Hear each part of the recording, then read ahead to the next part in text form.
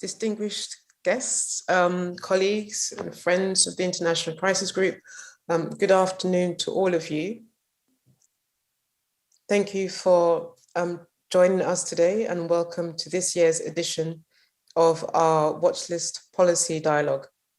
My name is Comfort Ero. I am Crisis Group's Interim Vice President and Director of its Africa Programme. I have great pleasure of welcoming you on behalf of our colleagues and all of us from the conflict prevention and the peacebuilding community. For us, the Watchlist Policy Dialogue is one of the key moments of exchange with all colleagues and practitioners working on the European end of our common efforts to prevent, mitigate, and solve violent conflicts. Indeed, this year is part of the EU Watchlist series, which is the label and the umbrella for a set of activities that Crisis Group tailors to the EU and its member states. But if you're not entirely aware, but I believe you are, but if you're not entirely aware of who we are, what we do, please allow me to tell you briefly about the Crisis Group. We're an independent organization working to prevent wars and to shape policies that build sustainable peace. Our mandate is to engage with all parties and to support efforts to prevent, to mitigate, and to resolve violent and deadly conflict. We do this by sounding the alarm, providing independent, field-based and high-quality analysis, and engaging directly with conflict actors and key international players like yourselves to encourage informed and intelligent action for peace as well. And indeed, this event is an opportunity to do so with you all our colleagues and friends who are connected with us today. So the policy dialogue is a set of roundtables to discuss, that allows us to convene with all of you to discuss international crisis, the drivers of hostility and the causes of instability as well, and looking at policy options that we should consider, especially policy options that will enable the EU and its member states in their efforts at conflict prevention and conflict mitigation as well. And the reason why we focus on the role, particularly of the EU and its member states, it's a simple one, because you all have a very strong interest, a necessity also to do whatever you can to contain instability along the EU borders and to curb the shockwaves from further crises that affect the European Union zone as well. Perhaps I think this is the most striking example, and and I can already see Graham online, but the most striking example of this is Afghanistan. And it's no surprise to you all that we are going to actually look at Afghanistan, the fallout from Afghanistan, as part of the very first panel in our series of talks. So I'm very glad to see Graham and Pierre already online to join us for that conversation. And of course, the EU, European member states, you're deeply engaged with that in Afghanistan, alongside with the United States, in following the consequences of that country's instability, especially for the last 20 years since 9/11 as well. And ever since then, we know that Afghanistan has remained a major priority for the European member states as well. And we've seen and watched the dramatic investment, both political, financial, and the military assets that you've made to help him to shape a more peaceful outcome for Afghanistan. But we also know that yet, despite all of that, there's been we all saw the dramatic events for the last month also. And, I think the characterization today is that the international community had failed to bring about stability and to build a strong state. So I'm looking forward to hearing Graham's own remarks and also the interventions by the EU in terms of how to think through the relationships and also how to forge a more credible path forward for Afghanistan going forward as well. The other priority conflict, or the priority region that we know is of major concern to the European Union and to its member states, is the Horn of Africa. And we've watched in recent months and the recent year the dramatic events that are unfolding, particularly in Ethiopia as well. So it'll be no surprise to you that as soon as we've finished with Afghanistan, the second panel of the day will focus on the Horn of Africa and all the developments there as well. And also looking at Somalia, where I know that the EU has also made significant investments in trying to find a way out of the crisis there as well. So we've got quite a packed agenda today in two critical areas of interest to the EU in terms of stability, both in Afghanistan, but also in the Horn of Africa region. And then two additional panels for tomorrow. Equally weighty issues is Lebanon, a country that's facing a surge in humanitarian crisis, and then Venezuela, less than a week after the regional and municipal elections. We'll be discussing with our colleagues from the Latin America program how these two events have shaped events since in terms of the prospects for negotiating and restoring democracy in the country as well. So overall, all the sessions will address some cross-cutting issues that are crucial to the EU. Will provide an opportunity for our EU colleagues, plus our crisis groups colleagues, to reflect on efforts at global prevention efforts as well. At first, the first, as I mentioned earlier, is the impact of the looser transatlantic ties with the US, and redefining that relationship with the EU, and how to strengthen the EU's own capacity to act strategically beyond its borders as well. And I know that we're going to have a lively debate with our colleagues discussing these issues as well. We'll address all these issues with the diverse audience that we have this year. The event will be on record, open to all policymakers, to experts, to diplomats working on peace and security in the European Union as well. We have, according to my colleagues, at least 180 people who have registered through our website and who are part of the live streaming that is taking place on our YouTube channel as well. And each session will draw from the analyses and recommendations that have been presented by Crisis Group through in the context of our EU watch list as well. And it also build on the engagement and assessment that I know my colleagues have had with all of you in the field, but also in Brussels as well. Just a final few words for me. The event is part of an ongoing collaboration with the European Union Commission under the instrument contributing to stability and peace, and in partnership with the European External Action Service. And to represent this full collaboration, it gives me great pleasure to have here, virtually though it is, two colleagues from the EU institutions. So first, let me introduce you to Mark Frederick, who's also online with us, and he's the Deputy Director of the European Commission Services for Foreign Policy Instruments. And until recently, he was head of its units for crisis response, conflict prevention and peace building. So nice to meet you, Mark, and I look forward to meeting you in person one day.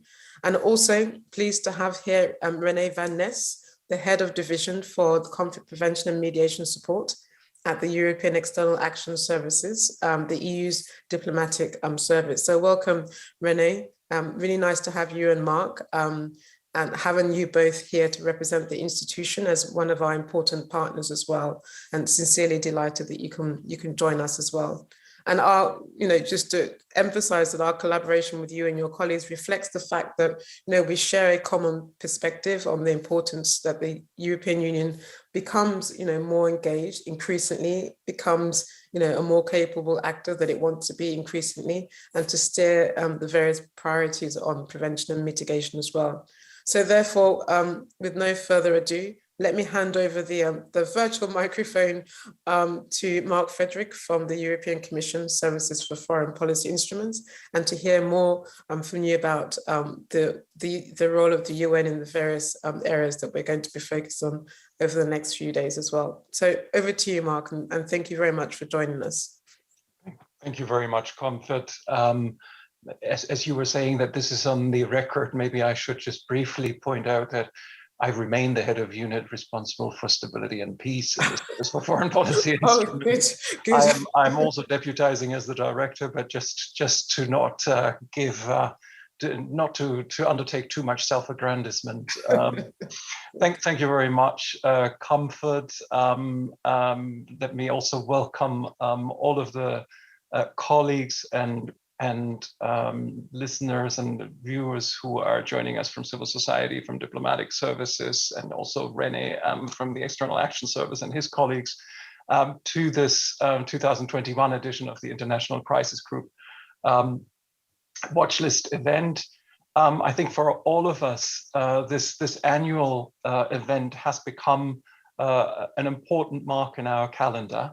It sort of sits between the end of year rush in terms of our work, the worries about getting out of our Christmas presents in order, taking a few hours out and being able to reflect on where we currently stand with regards to some of the key conflicts that we are all working on is very precious for many of us. I recall that a year ago we discussed how COVID-19 impacted on our work. 2021 has certainly not stopped presenting us with new challenges also in that respect. But in addition to that, we now also have, as Comfort was already mentioning, the fall of Kabul and the Taliban takeover in August.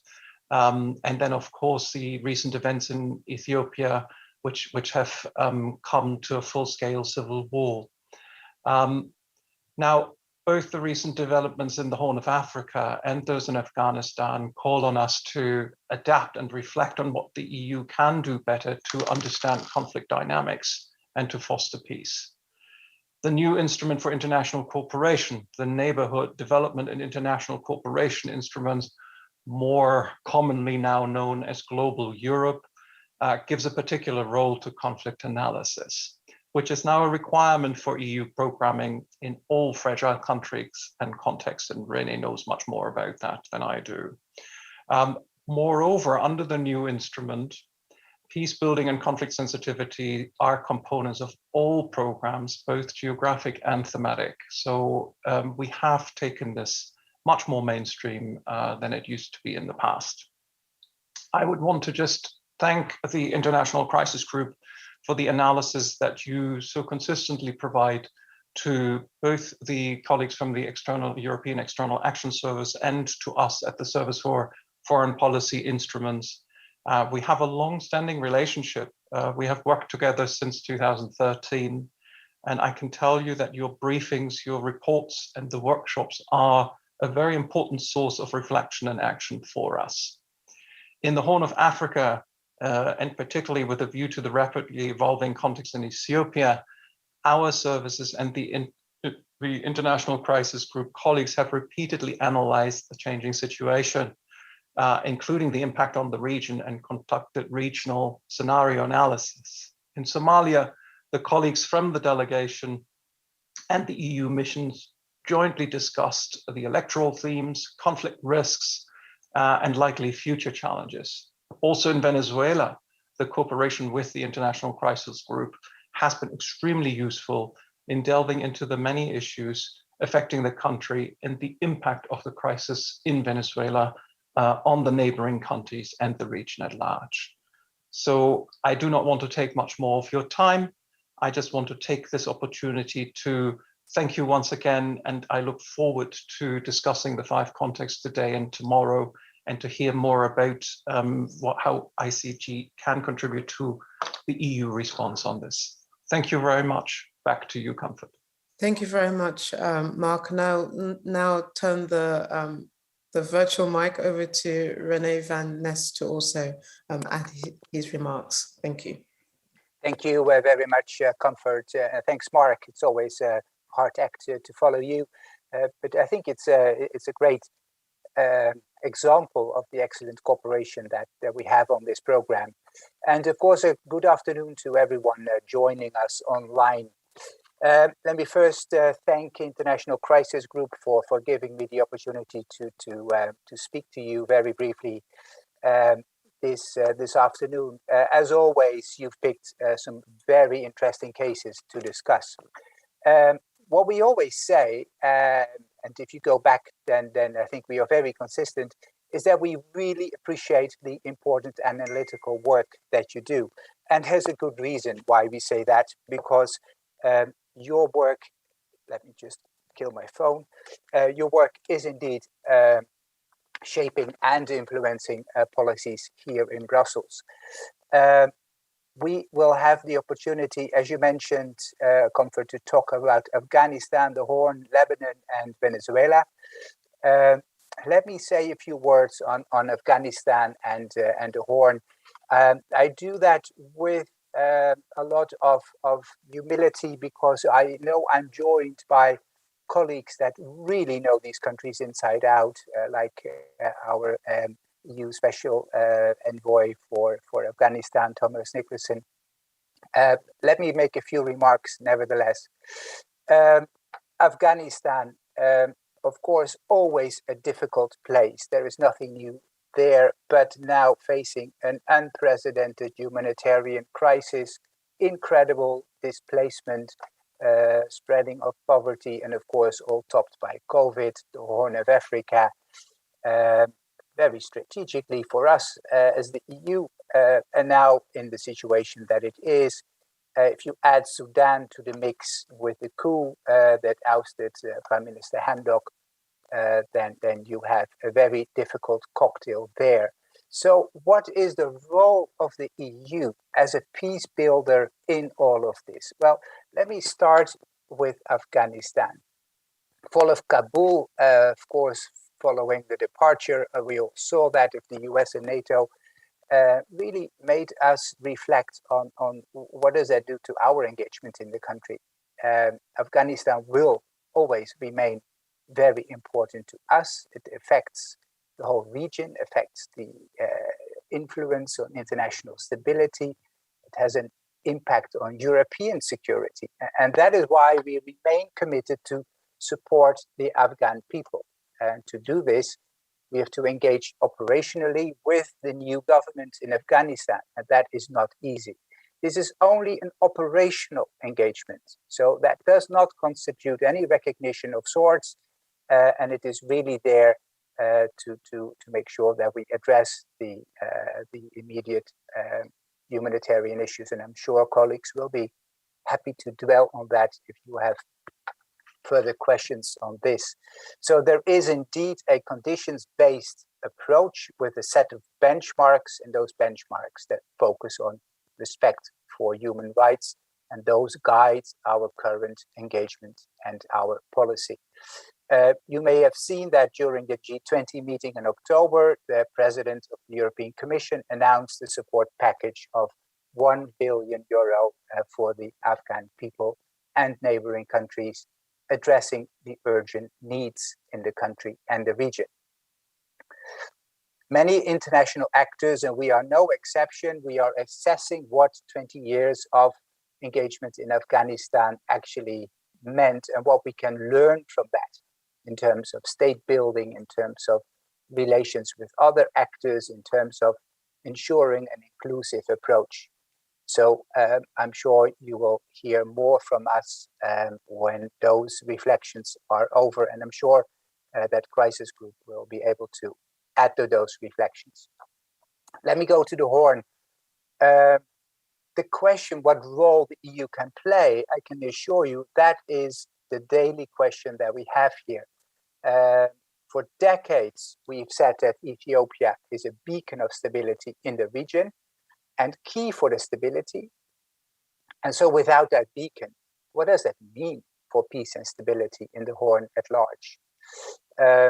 In Ethiopia and in other countries, of course, we have diplomatic, trade, value-based interests, and all of those are currently at risk. When we look at the situation, our analysis shows that it's at this moment tremendously difficult to see which side it will go. Many conflict drivers and actors that shape the landscape, and it's difficult to see how all of this will progress. This is quite a fundamental conflict that we see, where we have ideological differences over ethnic federalism, and it's all a one big question, whether Ethiopia, indeed in its current shape and form, will be able to withstand this tremendous challenge that they have. So we are indeed pulling out every trick in the book on conflict prevention and peace building, with the hope of leveraging an EU position in the region so that we can have a positive impact here. And what you should think of is, of course, very close diplomatic interactions with the African Union. We have a very active EU special representative. The whole region is being approached. We make our own conflict analysis, our own scenarios, bringing together the regional delegations to understand what role their countries can play and what the impact of Ethiopia can play on their situations. It remains a very difficult situation. The window of achieving something positive is small, but we will keep on trying. Let me stop here, but I want to stop on a personal note. This will be my last meeting. I will stop in January with my current function. I just want to say that I really appreciated working with ICG over the last 5 years. I thank you for all your support and I wish you well. Thank you. Well, Renee, let me, on behalf of Crisis Group colleagues, also thank you also for your deep engagement and just listening to you weave the thread through all the major crises that we're going to talk about is a testimony to just how deeply focused you are on these issues, and particularly the Horn of Africa and Afghanistan that you mentioned, and then Venezuela and Lebanon as well. So thank you both Mark and Renee for your kind words as well. Just before diving into the very first session on Afghanistan, let me just quickly lay down some rules for today. As I said already, we're on record and live streaming particularly on Crisis Group's YouTube channel. For those of you who are entrepreneurial using social media, we are operating using the hashtag watchlist 2021. And we encourage you all to be as outspoken and direct and frank, and please do take the floor to ask questions as well. We want this to be very interactive as well, and particularly to our colleagues from the Commission and from EEAS as well. We are here to work with you and to share our comments and to hear your own perspectives, and just like Renee has just done, that was very helpful as well. And to the rest of you, I hope that the 2 days of discussions, and the exchange between the EU and our community of peace, peace activists working very hard on prevention and mitigation, that we'll be able to sort of reflect more and think through the ways forward as well. So now let me close this welcoming and open session, and I'm going to hand over to our very first panel, which is on how to deal with the Taliban's Afghanistan. And this is going to be moderated by my colleague, the Deputy Program Director for Asia, Pierre Prakash, who's on the line, I believe already. Yep, I can see you, Pierre. I'm handing over to you, and thank you so much. And thank you to all our guests as well. Over to you, Pierre. Thank you, Comfort, and welcome everyone to this very first panel discussion of our annual policy dialogue, where we'll be discussing, as Comfort just laid out, the situation in Afghanistan and focusing more specifically on the dilemmas that foreign governments and donors, such as the European Union, face in dealing with this new Taliban regime. Just as a quick introduction, yesterday marked the 100th day of the Taliban returning to power after their takeover of Kabul on 15th of August, following what was an incredibly quick military offensive that saw them conquer the entire country in only a couple of weeks. Their military victory has led to a reduction of violence, putting an end to decades of war since the state they were fighting basically entirely collapsed. But it has also led to a massive humanitarian and economic crisis. The UN has repeatedly warned over the last couple of months that Afghanistan is fast becoming the world's worst humanitarian crisis, and things are set to become worse as the winter sets in. Just to give everyone a sense of the magnitude of the crisis we're talking about, the World Food Programme estimates that 23 million people, that's more than half the country's population, will need food assistance by next spring. And some estimates foresee up to 97% of Afghans falling below the poverty line by next year if things continue on the present trajectory.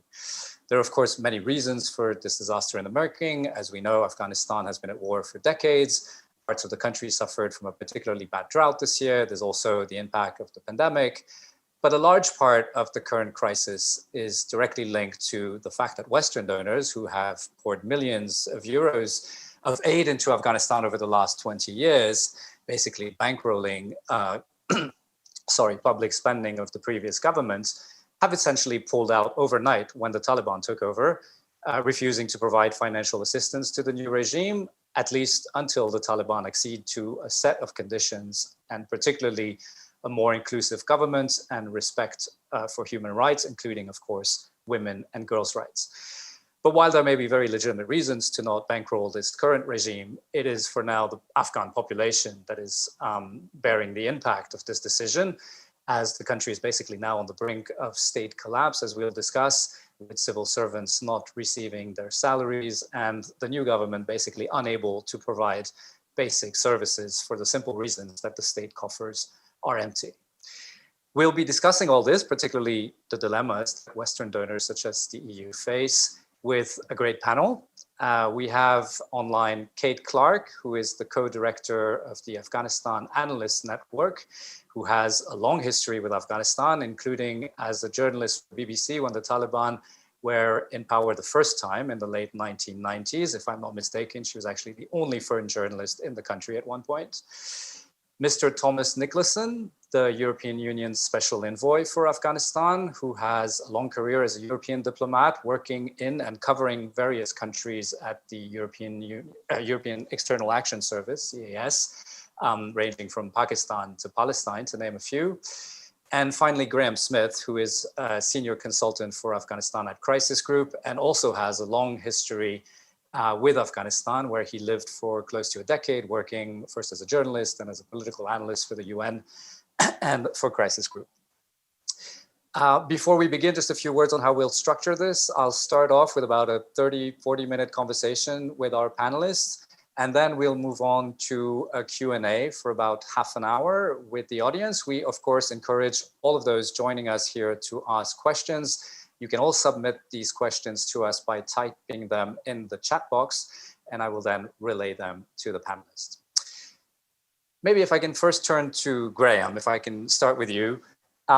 Before anything, I just gave a very quick overview, but could you please give us a sense of the present ground situation in Afghanistan 3 months and a few days after the Taliban took over? The economy is tanking, the currency is crashing, inflation of basic commodities is rising dramatically, winter is coming. How bad is it at this point for regular Afghans? Yeah, thank you, Pierre. I think you've done a very good job of summarizing the broad outlines. Up until recently, you know, when Crisis Group did these sort of annual reviews, you know, when we did a tour d'horizon, Afghanistan was consistently labeled the deadliest war on the planet Earth. 30,000 to 40,000 dead people per year in battle, plus hundreds of thousands of people a year displaced. And as of midsummer, that conflict is essentially over.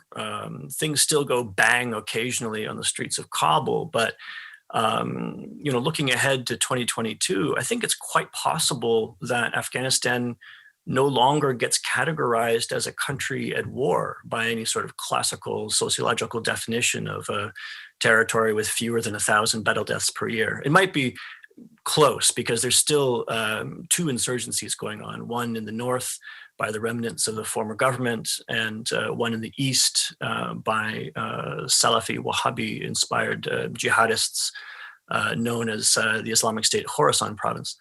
But largely, you know, on the streets of the cities these days, you know, friends of mine are walking to work where they wouldn't before. It's just not as scary as it was on the streets of Afghanistan. That being said, my friends there say that they're seeing scenes of utter destitution. You know, people are out on the streets selling tables and chairs and televisions, trying to scrape together a little bit of money to eat. When you walk past a bank, you see long lines of people desperate to withdraw their savings from the banks, which are mostly frozen. Withdrawals are strictly limited, and that's if you can fight your way to the head of the line to make a withdrawal. So there is a complete economic collapse going on at the moment. we fear, I think, that the economic collapse will kill more people than all of the bombs and bullets in recent decades. The proximate cause for the economic collapse, as you say, is not really any natural phenomena. It's true that there is a drought going on right now, but really the main thing, as you mentioned, is the cutoff of aid. It's gone off a cliff. I mean, Afghanistan was receiving between $3 and $7 billion a year in development aid plus humanitarian aid. That's gone down dramatically now that development donors have pulled out. Humanitarians are trying to make up the shortfall, and humanitarian giving is up dramatically. And we're about to see, I think, as you alluded to, coming up in December, a humanitarian appeal on a breathtaking scale. I mean, the UN is going to come back to us, the donors, and say, we need more money to prevent disaster in Afghanistan than in any other country on the planet Earth. There are already about 8 million or so people categorized as on the brink of famine.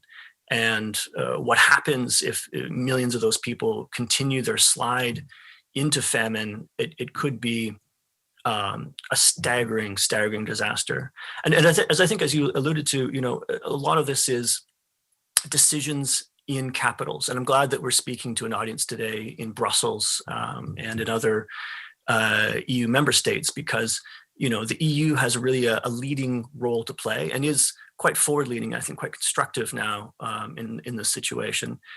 There's a scramble on to unlock some multilateral donor funding. There's a meeting coming up after US Thanksgiving at the World Bank, where it's hoped that the Afghanistan Reconstruction Trust Fund, $1.5 billion in undispersed money just sitting there, could be unlocked to address this situation urgently.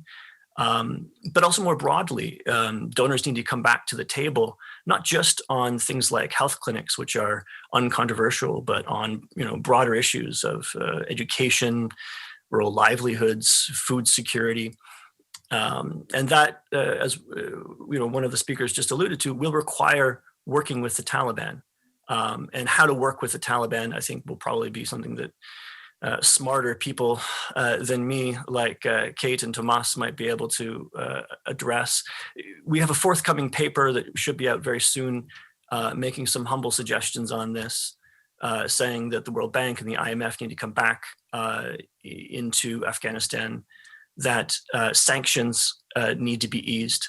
Sanctions, you remember that the Taliban were sanctioned as a way of preventing them from being effective insurgents, and that's really no longer applicable. Now the sanctions are choking the public sector and the economy as a whole, which was never the intent when these sanctions were put in place. And so there is a move afoot in New York to try to ease some of those sanctions, and we are really urging that to be accelerated for the sake of the Afghan people.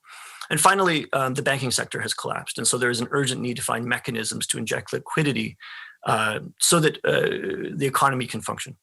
So that's a really rough summary of what we're thinking on Afghanistan at the moment. But as always, I defer to our much smarter panelists who can maybe set me right to where I'm going astray. Thanks, Graham. And we'll come back to several of the points you touched upon here. Maybe, Kate, if I can turn to you. I mean, you know the country inside out. Is there anything you want to add to the sort of, I'd say, grim picture that Graham just painted about the current state of affairs before we move on to the sort of... Yeah, I'm just laughing at being called smarter. I think you're both too kind to the Taliban, frankly. They own this mess. It was their decision to push on for military victory.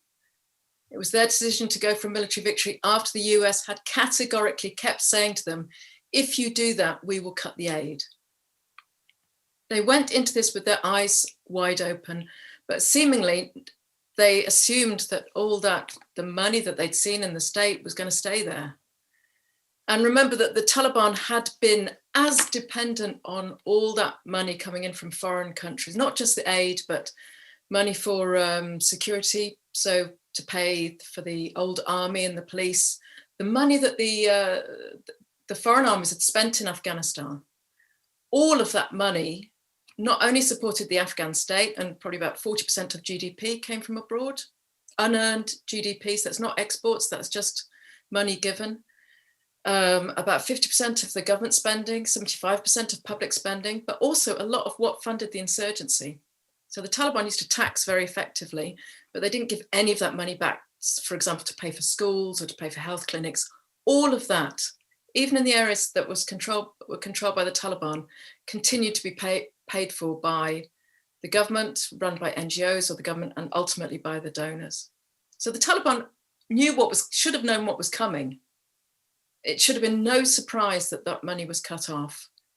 And as Graham said, they were under sanctions. Did they expect those to be lifted the day they captured Kabul? I mean, it would have been bad enough for the donors to recognize a government that had come to power by force, but one under sanctions? Of course it was going to be difficult. And that's not to say that the donors and all the Western powers and the big agencies don't have a lot of blame for everything that's gone wrong in Afghanistan and the perilous state that the country is now in. But ultimately, the Taliban decided what they wanted to do. And I would say as well, they did have choices. They could have chosen to be far more compromising, to make some confidence building gestures. They didn't have to shut down girls' schools. They didn't have to order women to go home from work. They didn't have to carry out reprisal killings. Now, those killings aren't on the scale that we saw in 2002 from the factions and the commanders that took control of Afghanistan in the wake of the US bombing campaign, but they're bad enough. And they could have, included some non-mullahs in the government. They didn't have to have a government that was pretty well entirely made up of Taliban, male mullahs, madrasa educated, and largely from one ethnic group, the Pashtuns. So I would say, just hold back for a minute before you blame everything on the donors, what's happening. That having been said, all of us, unfortunately or fortunately, cannot stand by and watch ordinary people suffer and die. And that's the problem. It's always been the problem. And I would say this was a problem for the last 20 years, back into the 90s, that certainly the Taliban and government last time weren't that bothered about services. You would get ministers who would also be frontline commanders. You'd go to the education ministry and he'd be off at the front line fighting. So there was a certain, and similarly with, the districts that the Taliban have controlled up to now, they weren't that bothered in services. They let other people run that. They were interested in fight. This is a fighting organization. And at the moment there's something of a honeymoon, as Graham said, that, there's no fighting, thank goodness, which means great access for aid workers, humanitarians, journalists, at least certainly foreign journalists or male Afghan journalists to a large extent. But, and the Taliban want money now, so they're being very nice to the aid agencies and the UN agencies. But on another level, they're being completely uncompromising. So, I think I'm sure in this, I'll leave it at that, because I'm sure we're going to get back to what exactly the problems are, how we might solve them, what needs to happen. But it is, just one last thing, it is urgent. Winter is coming. This was a really bad time to have a change of government and this economic collapse. The snows are coming. Some Afghan communities will be cut off there very soon if they're not cut off already. All of these make this an urgent discussion today. Back to you, Pierre. Thank you, Kate. That's a very good point. I mean, about the fact that, they knew what they, as you said, the US particularly, because they were involved directly in talks with the Taliban, had made very clear that taking power by force would make them a pariah state, even if they did get power. But just for the sake, Graham, if I could just turn back to you for a second. If the international community decides basically to let the Taliban fail, essentially, and to isolate them and not give in to what could be seen as blackmail, in a sense, saying, if you don't help us out, there's nothing we can do. We don't have the money. what are the consequences of that, of maintaining aid cutoffs, sanctions, and asset freezes? We didn't mention this, but the whole central bank reserves have been frozen, $9.4 billion, which arguably, some people would argue is the government empowers money that to be spent on public services. So, what are the consequences of that, and will it have any impact in terms of weakening the Taliban or making them more amenable to compromise? Yeah, I'm tremendously sympathetic to what Kate says, and I agree with every word of it. I myself was in Doha, and I told the Taliban to their faces, I said, if you pursue this path, you will end up being the North Korea of South Asia. And that is actually, I think, what could be unfolding. In fact, the current sanctions regimes in some ways are tougher than what's imposed on North Korea.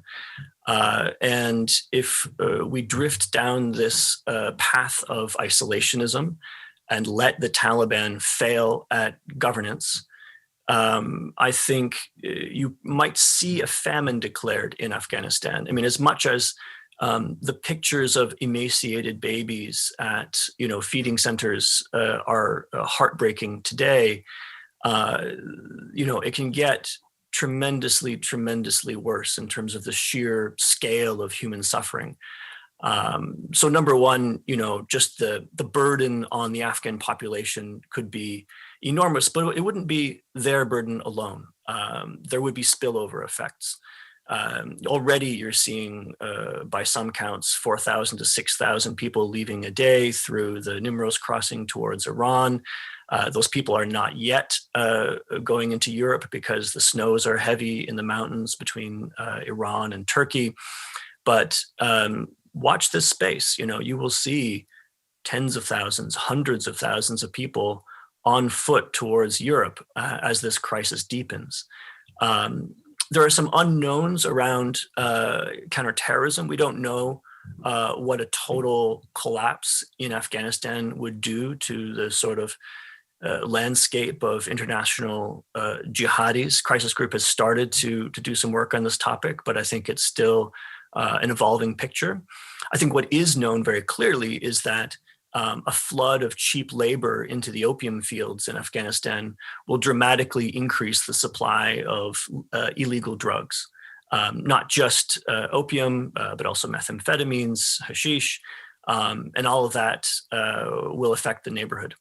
So I think there are some really destabilizing effects that could result from a drift in the current policy direction. All right, thanks. Mr. Nicholson, if I can now turn to you. The EU has, of course, been a major donor in Afghanistan, to the extent Afghanistan has actually been the largest recipient of EU development aid over the last 20 years. But this assistance, as we know, is now entirely frozen, though I should underline that the EU still provides humanitarian aid. How does the EU approach this dilemma that we're talking about basically choking the Afghan economy through, not supporting any government implemented programs or structures, and that is basically deepening the humanitarian crisis. So how at the EU level are you dealing with this, and what is the current approach to that dilemma to basically not project legitimacy on this government, but at the same time not abandon the Afghan population that the EU has supported for the last 20 years? Thank you, and very happy to join you. First of all, just to highlight, the Afghan economy was facing deep structural problems already before 15th of August. And as we know, these include failure to produce food to feed the population, an extreme dependence on donors, as we know, 75% of the budget, and widespread corruption. And there was a humanitarian crisis in Afghanistan already before the takeover by the Taliban, due to poverty, due to conflict, due to drought, due to COVID, possibly other factors as well. And one of the consequences, as we saw, was an additional number of internally displaced people, probably around 500,000 or so this year, so adding to a total of 3.5 million Afghans who have left their homes inside the country, remaining in the country, and they are particularly vulnerable. So the takeover of Afghanistan by force by the Taliban, and I very much would subscribe to Kate's description of what happened.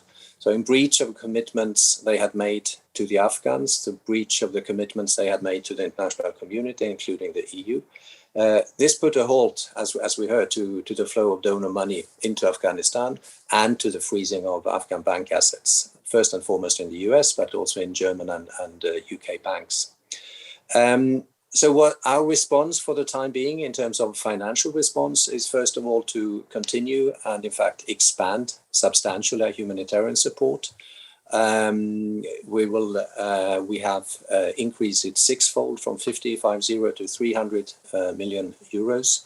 And on top of that, our member states have pledged another 400 million euros or so. We cannot continue to provide development assistance or resume development assistance to an interim government that has just broken its commitments and which is not clear about its intentions when it comes to cooperation with the international community. But at the same time, and this is a reality we are juggling with, we recognize the enormous needs, and we are exploring whether we can find ways of contributing to covering basic needs and livelihoods beyond humanitarian. We call it humanitarian plus. This could be related to education, to health and livelihood.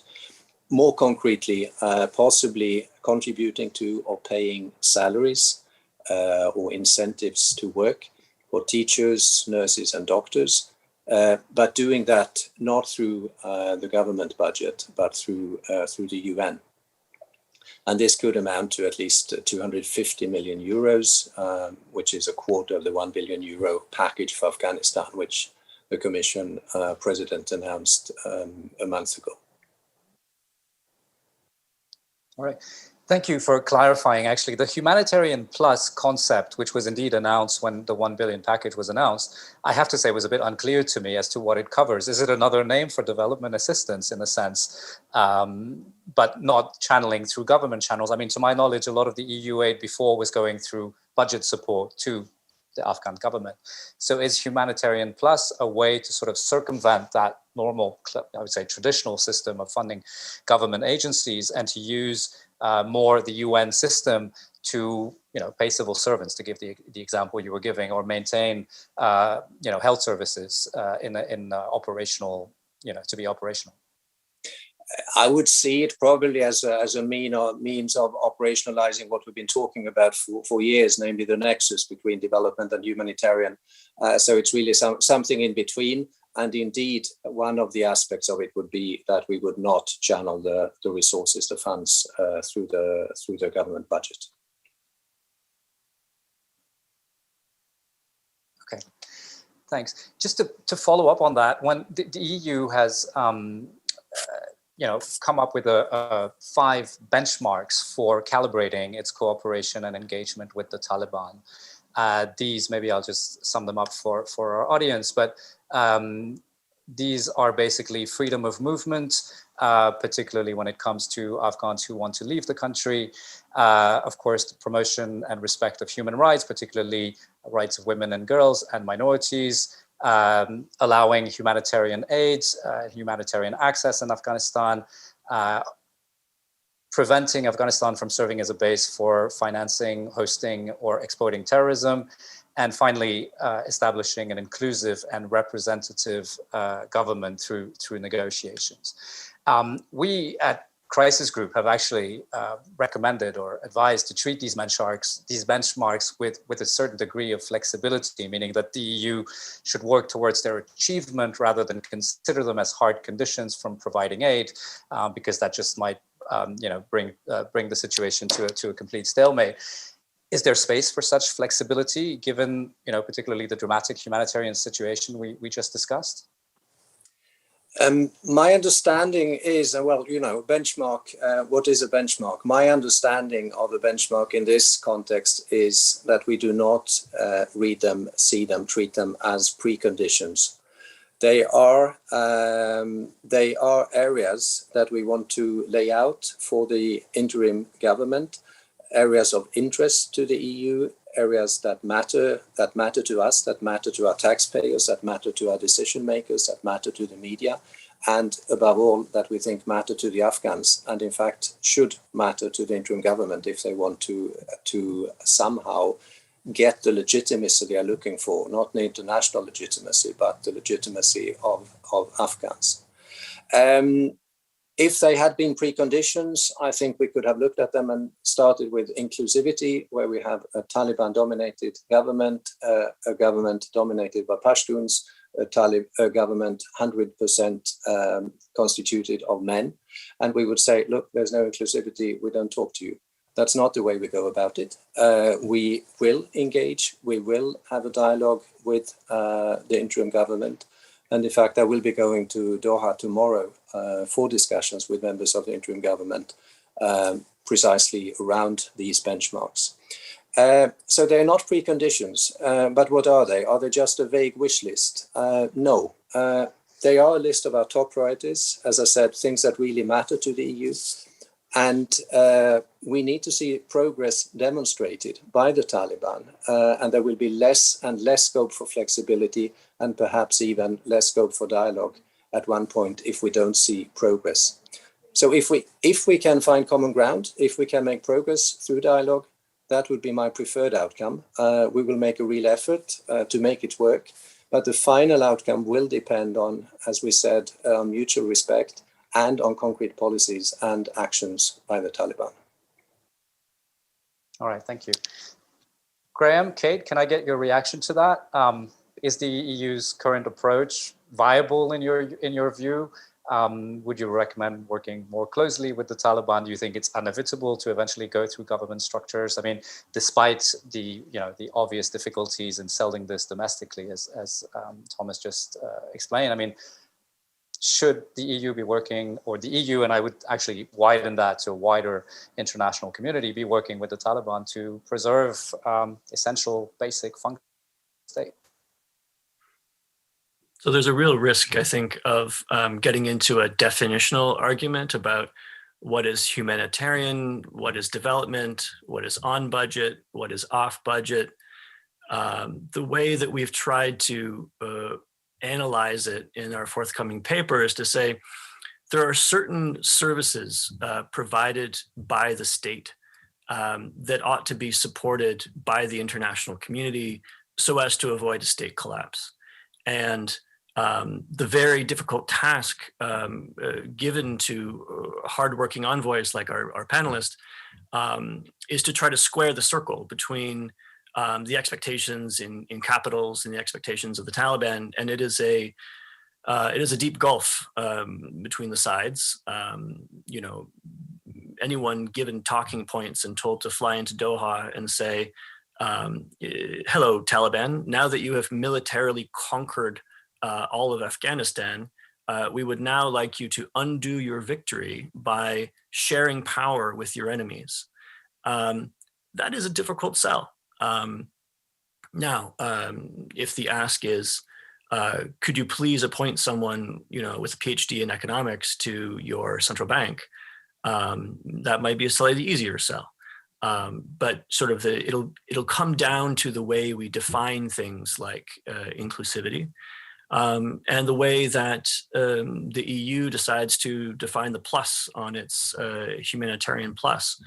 I think at the end of the day, when, for example, there's a meeting of the World Bank board, you might see some Europeans saying, look, we need to allow some donor money to flow to some civil servants, because we can't have the entire Ministry of Education just up and quit their jobs and join independent NGOs. That's nonsensical. I mean, you already have today payment systems that could resume paying electronically all the teachers in the country in a matter of weeks.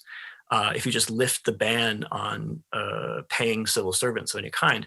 That's not necessarily on budget support, because the Taliban have no effective way to budget for it. We're talking about a couple 100,000 teachers who were hired before the Taliban took power. And so some services like that, I think, need to be provided one way or another, regardless of how it gets sold rhetorically.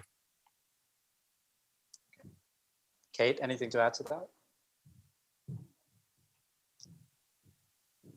Yeah, okay, so it is a massive economic catastrophe that has hit Afghanistan. Humanitarian aid will not cover it. It will not solve the crisis because the crisis is too big and it's too far ranging and it's too deep.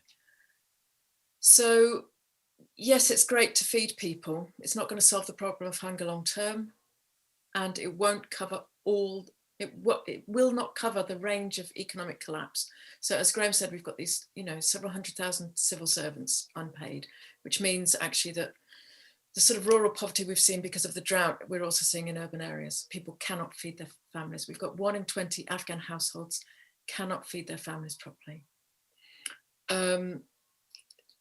People can't get money out the bank. They can't get the savings out. They can't draw on what they do have because the banking sector is paralyzed. Commercial transactions are horrible. International commercial transactions because of the sanctions. Try sending remittances or money to friends in Afghanistan. It's really, really difficult because there's a shortage of currency.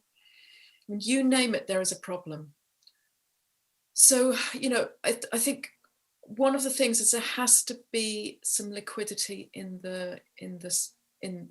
Afghanistan in the financial sector, because at the moment that's just stopping even the flow of humanitarian aid. Humanitarian aid will not, it's a drop in the ocean compared to what's needed, but even that is being hindered by the problems with the banking sector that primarily stem from US sanctions.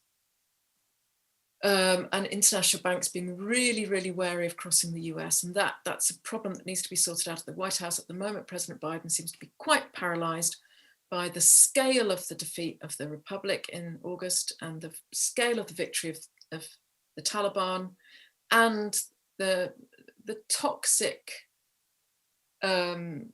accusations that will be made by the Republicans that he's being soft on the Taliban, he's helping the Taliban, if he eases up either the financial liquidity or he extends what is known as humanitarian assistance. But it has to happen. Otherwise, you will have a lot of very hungry Afghans and you will have a lot of dead Afghans, unfortunately. So I say, and I'd say, thirdly, aid will not solve the problem long term, because one of the long-term problems with the Afghan economy was aid. You cannot have a country that is 40% dependent on money coming from the outside. That's, as I said, it's not from exports, it's from people giving you money for various reasons. It's not sustainable. It was never sustainable, but it should have been gradually tapered down so that the shock wasn't this catastrophic shock. And I'm afraid for that, the donors and the old government were responsible. There were some key honourable people within the system who were trying to cut back on corruption, try and get a more honest, realistic budget, but they were hounded, they were given death threats, they didn't get the political support from the leaders, from Ashraf Ghani in particular, but also from the donors. So, that's our bad, I think. So whatever, I cannot see anything but Afghanistan returning to being one of the poorest countries in the world with an eviscerated middle class, an immiserated middle class. All those, the professional expertise that's been built up, the institutions, I can't see that surviving unless both the donors and the Taliban get serious about the problems. It has to be soon before all this expertise disappears. And I would absolutely agree that I think health and education are key here. And the thing with education, just to say, well, I think they're both to do with women's rights as well, because we know that women and girls are the last to be fed if there's a shortage of food. And we see things like not only boys being taken out of school to go to work, but we see very young girls being married to men that would be considered absolutely unsuitable in normal circumstances. Older men with multiple wives, men who are strangers from outside the clan. And it's a horrible thing for those girls to suffer. But also with schooling, it's not just the girls getting to school, which has to happen. It's the fact that women teachers get a salary. And as we know from our own countries, You know, once women get some sort of financial independence, it is absolutely bedrock for them enjoying a greater status within the household and moving towards having greater rights within society. And of course, also having some sort of a public face, which typically the Taliban try to deny women by, you know, enforcing the burqa, insisting that they have a mahram, a male relative, when they go out their house. Having an income is so key. And, you know, women teachers are one of the largest groups in the country of paid women working outside the house. And of course, they're also important in boys' schools as well. And at the moment, they're being banned from teaching boys. Back to you, Pierre. Thanks. You know, as you mentioned, I mean, we touched upon this before, but Taliban are not making it easy also for international donors because they have not made any compromises so far. I mean, you know, they've not included, as you just mentioned, any women in their so-called interim government, and only very few representatives from ethnic minorities, as we discussed before. They've only given vague assurances about resuming education for girls. It's happened in some places, not in all. It's unclear whether it will eventually be, you know, coordinated at a national level. And these are things that many donors were asking for. I mean, for the EU, these are pretty much hard conditions for providing aid. So, you know, are the Taliban doing anything to help themselves in that regard? I mean, they are asking for international aid without any kind of concession so far, at least on the major issues that donors have been insistent on. Are they willing to compromise, do you think? Kate or Graham, do you want to take that? So Kate's been dealing with the Taliban since the 1990s. I've only been dealing with them for about a dozen years or so. But, you know, this whole thing that was put around about Taliban 2.0, I think is a bit misleading. From my perspective, the Taliban are the Taliban. They will continue to be the Taliban. And waiting for the Taliban to become less Taliban is not a strategy, period. Tens of thousands, if not hundreds of thousands of people will die of starvation before the Taliban, you know, change their fundamental nature. And that's been part of their strength over the years. They are one of the most coherent political movements to emerge from Afghanistan in recent decades. And so, yes, I think conditionality is tremendously important. Just as we saw in Yemen, for example, dealing with the Houthis, it is very, very important to have a strong UN lead on the ground, handling the various risks that come when you are implementing aid under the shadow of a powerful armed group. Because there's always a temptation by the armed group to steal the aid, to extort, to instrumentalize aid delivery in various ways, to direct aid to their followers. You're already seeing complaints about aid being directed to the Taliban's followers, especially in the South. And so there will be a need for not just you know, hardworking envoys flying into Doha trying to strike broad bargains, but really day-to-day, you know, working level discussions saying, you promised to do this yesterday. Why has it not been done today? There has been some progress on reopening girls' secondary schools, for example.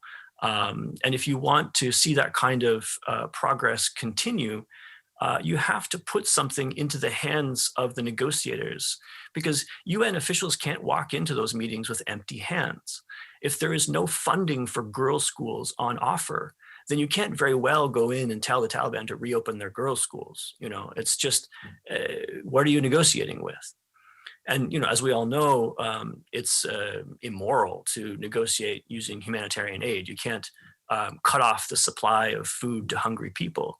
But on some of these issues like education, you could use this as bargaining leverage. You could say, for example, we're willing to fund the education system in this province because both boys and girls can go to school there. But down in that province where only boys can go to school, we aren't yet prepared to fund. I mean, that's just an idea, but you know, this is the kind of micro leverage I think we're going to have to apply on a day-to-day basis in the coming years. Back to you. All right. And I'd also say, I think it's in our interest to have an educated population. I actually think that, you know, education is one of the one of the revolutionary acts, or one of the revolutionary changes that's happened in Afghanistan over the last 40 years. 40 years ago, generally schools were not thought of much in the rural areas for boys or girls. And as Afghans have experienced exile and forced exile, refugees in Pakistan and Iran, they've come back with the idea that it might be quite good to get my children educated. First my boys, but eventually my girls. So there's a strong push for education within the Afghan population. And we saw this with research. We talked to rural women last year about what they thought about war and peace. This desire for education was very, very strong. And actually there wasn't that much difference between, what they were saying and what the urban feminist activists were saying. Women wanted education for their kids, and some of them actually for themselves as well. They'd missed out on school. They really wanted it again. It's a number of wishes, of desires that were quite familiar. Desire for freedom of movement, better freedom of movement, for ability to contribute to their society, often outside the home. So I think one of the other things is to remember that Afghans also have a say, not just the Taliban and not just donors. And where we're seeing schools opening, it's likely to be because there's been a really strong push from the community. It's also likely to be because the commander's in control, and basically, most of the officials in the Taliban state are commanders. There will be more liberal or more flexible commanders on the ground. And I think that's another thing to think about, is that now you're seeing some decentralization as to what happens. There's variation that's good and bad. And in some places it's been bad. We've had revenge killings, we've had girls' schools closed. In other places there's a reasonably healthy dialogue going on between influential people on the ground and the Taliban. Of course, typically this excludes women. So that's one of the major issues that needs to be borne in mind. It's why women aid workers are so important, keeping that condition. I'd also, just one other thing, Pierre, before turning back to you. I think it's also important to look at what assets the Taliban have. They are collecting customs revenues. They are collecting taxes. There was some money left in the country. They are not completely without revenue. And they've just announced that they're going to pay civil service salaries for the last 3 months. Brilliant, bravo. If they're doing that, I guess they have to pay their fighters, but you don't want to see them paying their fighters at the expense of doctors, nurses, teachers, whatever. So I think it's important it's important for donors to say, what are you doing at the same time? You're asking for money, but also how are you contributing? Back to you. Thanks. Before I go on, I just want to encourage our audience to please send in your questions. You can type them in on the on our live page in the Q&A, and as well it's also being broadcast on YouTube, and you can use the comment section there if you have any questions that you want to put across to our panelists. One question, we've talked a lot about Western donors. Obviously, they were instrumental in funding the previous government since 2001, basically over the last 20 years. But considering the difficulties that we're discussing in unblocking Western aid, and I think for some countries it's going to be very difficult to overcome these difficulties despite the urgency and what we're saying, and the fact that once again it's an urgent situation and things need to move rather quickly. Can Afghans look to more non-traditional donors for support? I'm thinking China, of course, but also maybe Turkey, Japan, Middle Eastern countries such as Saudi Arabia or Gulf countries. I mean, is there, are these countries on the ball as well, and have, can they take a bigger role in supporting this government where a lot of the Western donors have ethical issues that some of these countries may not have? Graham, maybe, or I don't know who wants to take this. Sure. I think broadly speaking, Iran, China, Russia, Pakistan certainly wanted the Americans to leave Afghanistan, and they legitimized the Taliban with sort of dignified high-level meetings before and after the takeover. These countries might have gotten a little bit more than they bargained for, in the sense that I think there's now some degree of alarm in the region about the spillover effects from a collapsing Afghanistan. They are likely to receive funding from the EU and others to try to deal, especially with the migration issues that result. But I think broadly speaking, those countries that I've named are interested in practical engagement with the Taliban. Pakistan has called for a pathway towards full legitimacy. That might be a little bit more forward-leaning than other countries are willing to be, but certainly Uzbekistan, for example, has done a full U-turn from supporting anti-Taliban factions in the north to now doing business with the Taliban and quite literally keeping the lights on by keeping the electricity supply going to Kabul. So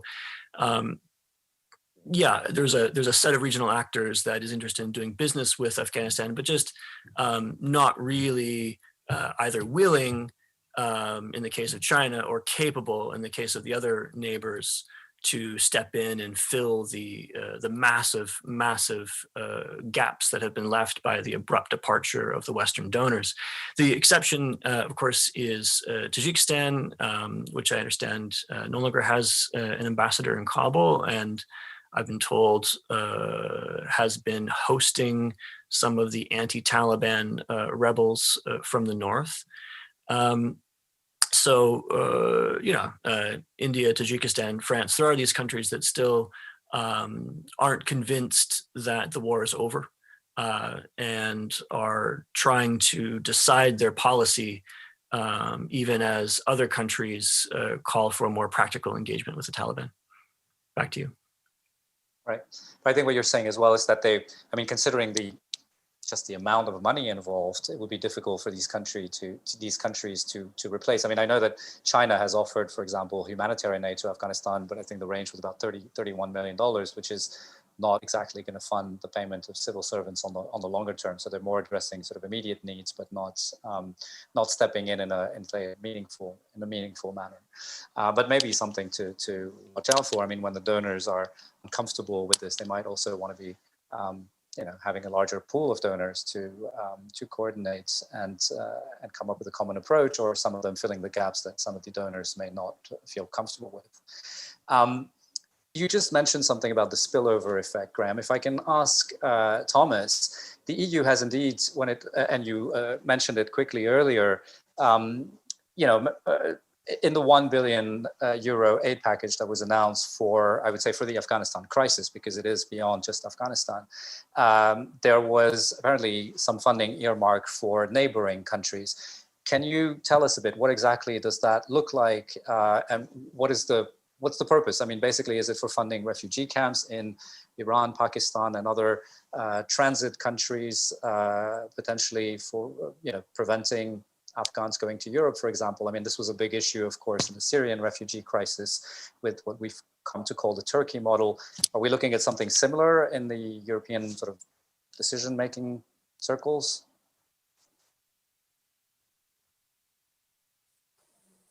Thank you. I don't think we are looking at something similar, but we are looking at a number of ways in which the crisis in Afghanistan can have a spillover effect and has a spillover effect. So migration is one area where we are considering to support some of the countries, also in terms of resettlement. We already have a border management program with some of the neighboring countries in Central Asia, and that is something we have requests to expand and enlarge. So that would be another area where we would look into supporting. I think at least from my recent discussions, notably with Central Asia and also discussions we had with Iran and Pakistan, yes, they would welcome support, financial support for some of these issues, but I think where they see the EU, where they hope that the EU can actually help them, is precisely inside Afghanistan and through various forms of support, basically and it's a tall order, and I agree very much with what we heard. Humanitarian assistance will not be sufficient. Humanitarian plus will also not suffice, but it is really helping through these. And I appreciate and I understand what Graham said, waiting for the Taliban to change is not a strategy, no, but I think perhaps a combination of humanitarian plus dialogue is what comes close to a strategy. And it is, in my opinion, something that should help, provided the Taliban are ready to engage, that should help making Afghanistan livable, because that, I think, is what we are talking about. It is a matter of, as some of you said, it is a matter of survival. It is absolutely,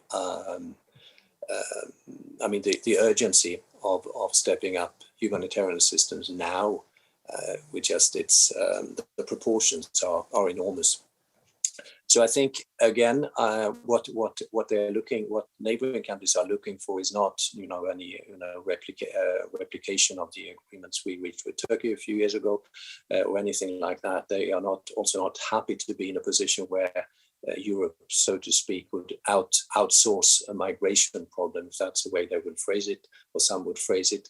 But it is more of working with them and helping Afghanistan to survive, helping Afghans to survive, and provide hope inside the country rather than dealing with a problem outside. All right, thank you. I'm going to come back to something we touched upon a bit earlier. I mean, just for, I think we all know this, but the main reason for the US or the international intervention in Afghanistan back in 2001 was to avoid the country becoming a hub for international terrorism post 9/11. In this situation where potentially we're looking at isolating the Taliban, if some countries are not willing to some donors are not willing to play along with what the Taliban are asking for. And this is, of course, something that the Taliban, I think, instrumentalize and sort of threaten, or at least allude to when discussing with foreign governments. But is there a risk of that happening? I mean, is there a risk of them saying, well, the international community doesn't want us, we're a pariah state, so we might as well make the most of it, or maybe not make the most of it, but stuff that we've agreed to in the past don't hold anymore. I mean, is that a real risk at this point in time? Because that raises, of course, a lot of security concerns for a wide range of countries, or is that more of a myth at this point? Kate, I see you've unmuted yourself too. I think it's sort of the Lukashenko model, isn't it? With threatening migrants to the EU. The Taliban might threaten Al-Qaeda at the world. I'm not sure about this, I mean, the foreign fighters are definitely there. I mean, there's Arab, but they've been there for most of the last 20 years. They went away a bit. They went over to Pakistan, but they've been back. Some went off to Syria and they've been back. Most of them are long-term, as I understand it. So there's Arabs, there's people from Central Asia. There's definitely Pakistani groups, but of course they've got a home across the border as well, most of them. So they're slightly different. And most of them don't have, I mean, the Pakistanis don't have a global agenda. They're interested in, the Pakistani government and Pakistani Shias killing them, and India. So it's not, it's not a problem for, they're not really, they're a problem for Pakistan and India, not so much, and Afghans, because foreign fighters are typically not very nice to Afghans. They look down on them. They're often quite abusive, and they've often been at the forefront of bad behaviour when it's been carried out. Well, when it comes to the West, there's a lot of talk at the moment. So let's start from the beginning. Al-Qaeda and the sort of the globalist jihadist groups. The Americans were frankly not that bothered about them. If they had have been, they'd have had stronger conditions in the agreement that they got to with the Taliban in Doha in February 2020. They were very, very weak conditions, and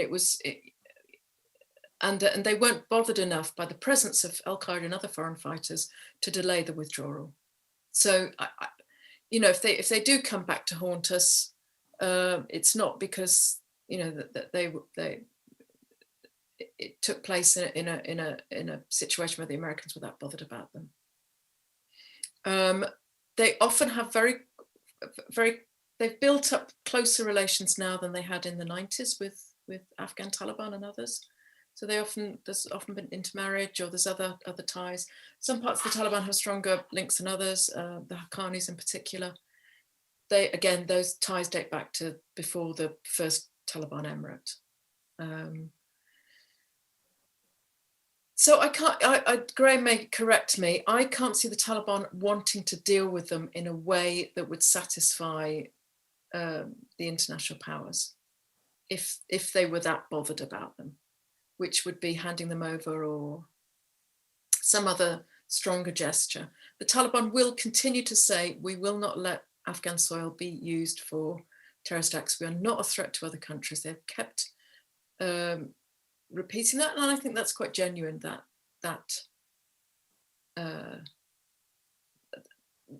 those statements. The Afghan Taliban are a very domestically oriented group. They're not that bothered. They're not bothered about global jihad. They're not bothered about exporting jihad. The other issue, of course, is as Graham referred to, ISKP, which is the Islamic State Daesh counterpart in Afghanistan.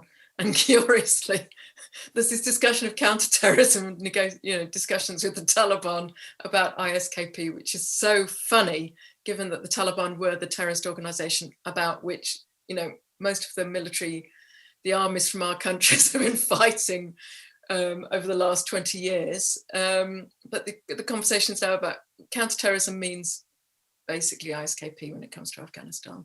And they are a group that have been marginal, but they are they're the one military group that may pose a problem for the Taliban in the near future. And there's a possibility that, particularly with economic collapse, they could draw in recruits because of, if you can't support your family, and possibly if you're at risk from the Taliban, if you're ex special forces, for example.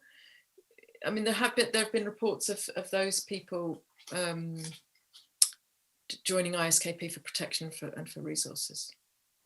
I actually don't think it's a huge problem at the moment. It's something to watch. I'm not sure how Thomas and Graham would assess the threat that ISKP poses. Graham, do you want to add to that? Go ahead. No, please go ahead. I was just going to say that my colleague Ibrahim at Crisis Group is currently working up a report on that topic, and so I wouldn't want to preempt him. I think it's fair to say that ISKP is still a fairly small organization. At its maximum extent, it was a significant presence in about 6 districts out of 400 plus districts in the country. At one point in time, the UN was counting about 20,000 violent incidents a year across Afghanistan, of which perhaps 2% could be attributed to ISKP. So, you're still overall talking about a fairly small group, although they have been, shall we say, punching above their weight, because when you set off a bomb in a crowded marketplace, it gets a lot of attention. But I think that attention shouldn't be mistaken for actual military clout. I would say, though, that we are dealing with a lot of unknowns. We don't have a lot of eyes on the ground to understand the evolving landscape of international jihadis inside Afghanistan. Al-Qaeda just put out some statements very critical of the Taliban, applauding the Taliban for its military takeover of Afghanistan, but denouncing the Taliban for diplomatic outreach to people like EU envoys, for example, saying those conversations shouldn't be happening. There should be no compromise whatsoever with the outside world. So the Taliban do face some political pressures from people with more extreme views, who may not yet have found a jihadist group that they like. But I think the risk is that, over time, if the regime is isolated, that these things might fester. All right, thank you. Thomas, did you want to react to that, or? No, very briefly. I mean, just to underline as well, we don't have people on the ground right now, and that is a difficulty in terms of and we collectively of exactly knowing what's going on. I would agree with the assessment that right now ISIS-K is not major, well, I would say it's a major concern, but it's not a major force. But on the other hand, with the prospects of a very, very bleak winter in many terms, including when it comes to finding jobs and surviving, basically, we are still pretty concerned about how they might develop, and indeed, as Kate said, really something to keep an eye on. But again, with the problem that we don't have eyes on the ground. And I would say just one exception to that: if you're an Afghan Shia Muslim, particularly if you're Hazara, particularly living in Kabul or Nangarhar, ISKP is an absolute major threat at the moment. They have carried out massacres of civilians, including targeting children. So I'd say that's the one exception where they are really a threat. We're going to reach the end of your session, but Thomas, you just put something on the table that I have to react to. Joseph Borrell recently said that there could be a possibility to re-establish a minimum EU presence on the ground in Kabul. Is that something that's being looked at? I think there's a humanitarian, of course, for humanitarian coordination that's necessary. Can it go beyond that? And I should add that Mr. Borrell emphasized that it was not about recognition. It was more about operational engagement to be able to basically put in place programs that need to be funded there. Thank you. Yes, we have, as you may know, we have opened again an office, although we are currently do not have our own premises, but we have our humanitarian staff, including international staff, working again from Kabul. And we are exploring whether we can also establish a minimal presence on the ground going beyond humanitarian. And that could include focusing on safe passage, focusing on sustaining and supporting the humanitarian and the humanitarian plus operations. And I think that would be the main purpose. We cannot really go into details. We are exploring the options, but I think it's a fair assumption that decisions will be taken within the next 2 weeks. All right, thank you. We look forward to that. I think we've run out of time. I'm looking at the watch. So I'm going to close this session. Thank you very much to all three of you for this very interesting discussion. And I'm sure we'll have the opportunity to discuss these issues again because, as the international community in the EU continue to grapple with these questions. Thank you to our audience for tuning in. I just want to mention again, I think Graham mentioned it earlier, but we will soon be publishing reports, quite detailed report on these issues, focusing specifically on how international actors can support Afghans and help avert the collapse of the Afghan state that we are currently witnessing. So if you're interested in this topic, please do watch out for that. And in the meantime, do stay tuned for our next policy dialogue discussion. The next one will be coming up in about 15 minutes on the same link to discuss the Horn of Africa's compounding crises. Thanks again to everyone, and goodbye. Thanks, Pierre. Thanks, everyone. Bye.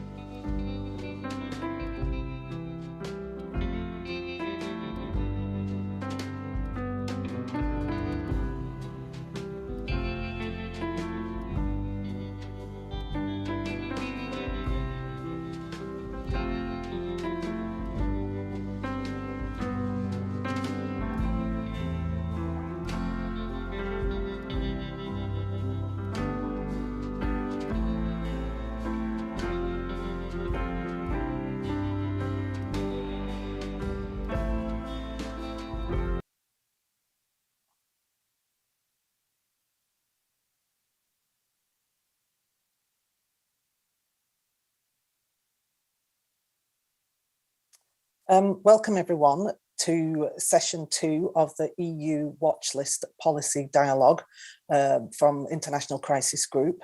This session is entitled The Horn of Africa's Compounding Crises.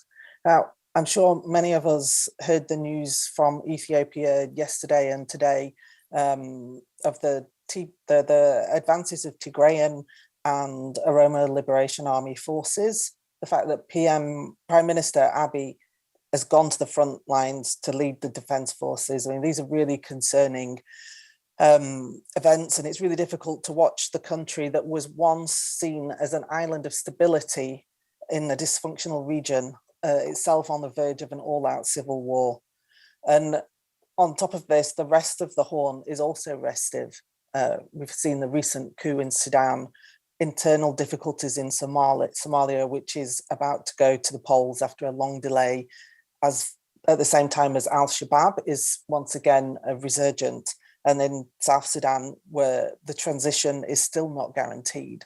So we're going to talk about all of these issues today and consider what the EU can do to further strengthen and deepen its strategic relationships in one of the world's most unstable yet strategically important regions for the continent. I'm really delighted today that I've got a great panel who's going to be joining me to discuss these issues. We've got Jean-Marc Pisani, who's head of division for the Horn of Africa and East Africa at the European External Action Service. Welcome, Jean-Marc. We've also got Lidette Tedesse with us. She's policy officer in security and resilience program at ISKP. I'm also joined by some of my colleagues, William Davison, who's our senior analyst for Ethiopia, and Marithi Mutaiga, who's project director for the Horn of Africa. I'm Alyssa Jobson, and I'm going to be moderating the session today. We're going to start with 30 minutes of Q&A between me and the panelists. I hope this is going to be a lively exchange, and then we'll be opening the floor for questions from you. If you'd like to start adding questions, you can do now. Please use the live page, the event live page, or the comments box on YouTube to put in your questions, and make sure that you provide us with your name and affiliation. Just to say, for the record, this event is on the record, it's being live streamed, and I also believe it's being recorded. So I'm going to start by asking Marithi to give us a sort of bit of an overview on where we are in the Horn at the moment, particularly, how have recent developments in the Horn, especially the military coup in Sudan and the worsening war in Ethiopia, how have they affected the stability in the region? Yeah, no, thanks, Alyssa, and welcome everybody. I would say yes, of course, this is a period of considerable turmoil in the region. But I think one of the striking differences between the transitions we've seen in the region in recent years and what we saw in 1991 and 1989 in Ethiopia and Sudan respectively was that in the early 90s, there was a clear victor by one side. There was a clear military victory. And in the case of Sudan, you saw a coup where the Islamists essentially, divided though they were, became very ascendant. I think in 2018 and of course in 2019, what we saw were incomplete transitions. We were all very happy and perhaps too optimistic because they were relatively peaceful. But of course, that meant that they remained very contested. And they remained contested in a place where there was a deficit of trust between and among leaders, both regionally, but also internally. And what we are seeing now playing out is a failure to manage those delicate relationships that needed to be handled in the wake of the change of government. I would say that The coup in Sudan just represented a manifestation of the fact that actors in that transition cannot agree on the best way that all their interests can be protected. One significant difference between now and 91 and 89 is that we live in a more multipolar world. And so actors in the region feel a greater capacity to act in ways that don't show restraint because they feel they can pick and choose partners that will back them up. I think it's encouraging to a certain degree that Sudan has not completely tipped into all-out turmoil.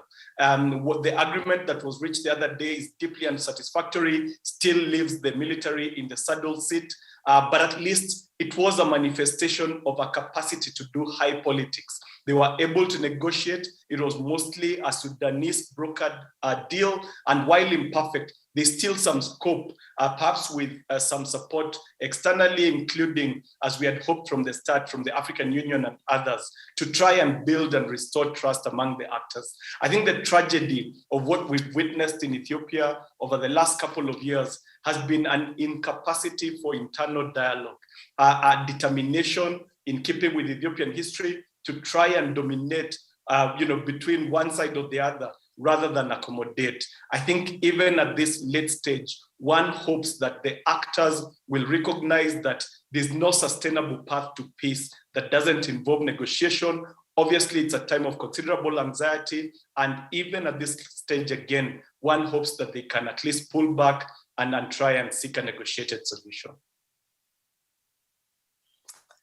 Thanks, Marithi. And I mean, what do you think are the dangers of spillover, especially from the Ethiopian conflict? Now, how is it going to affect the rest of the region, and what are going to be the sort of strongest destabilizing effects?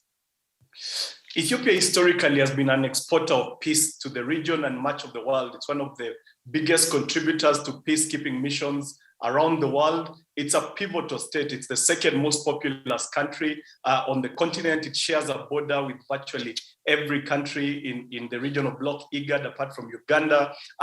It's obviously also culturally important, but it shares peoples. You know, there are 1 million Orma speaking people in Kenya, for example.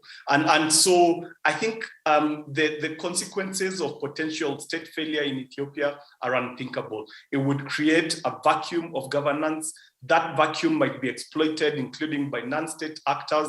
It might create massive population movements at a time when economies are already very stressed in the wake of COVID. It might mean a country that is awash in arms, partly a Cold War legacy, might lose control of some of this armament. We've seen this conflict, for example, has been marked by an alarming weakening of the Ethiopian National Defense Forces, a spillover of weapons, and that could be exploited by multiple actors. And so really, this is a moment, while this has been a really horrific, difficult conflict internally, I think it could get worse. And I think, people say that this is not 1991, but people forget sometimes that even in the 90s, we saw insurgencies in Ethiopia that cost tens of thousands of lives with a very strong state at that time. Now, with the state seemingly quite weak,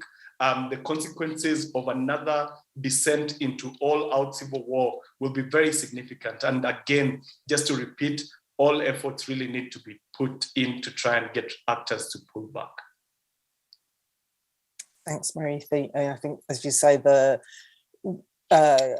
getting a ceasefire and having a national dialogue is going to be really important. So, Lidette, I wanted to ask you in relation to that,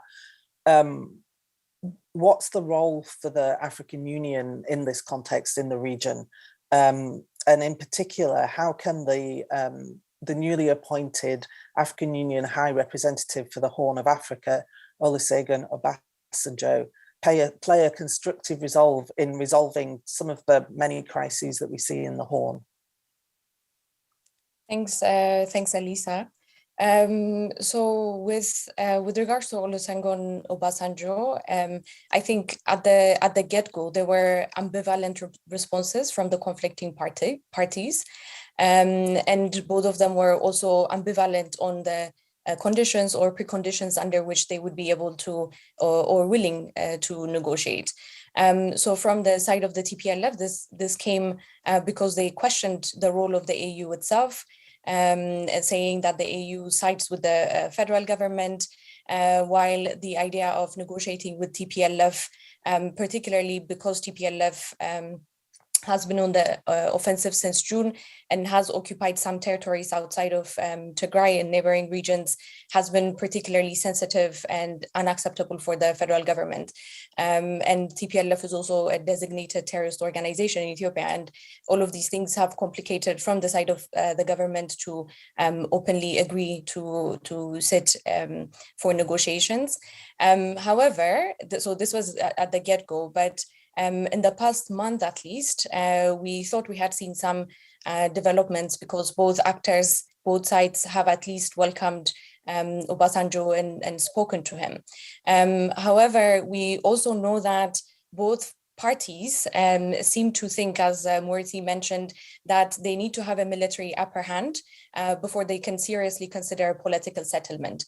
So for TPLF, this has been getting closer to Addis Ababa and then threatening to march all the way through, and then also attempting to take some parts of the Ethio-Djibouti railway in order to coerce or in order to have a military upper hand in this negotiation.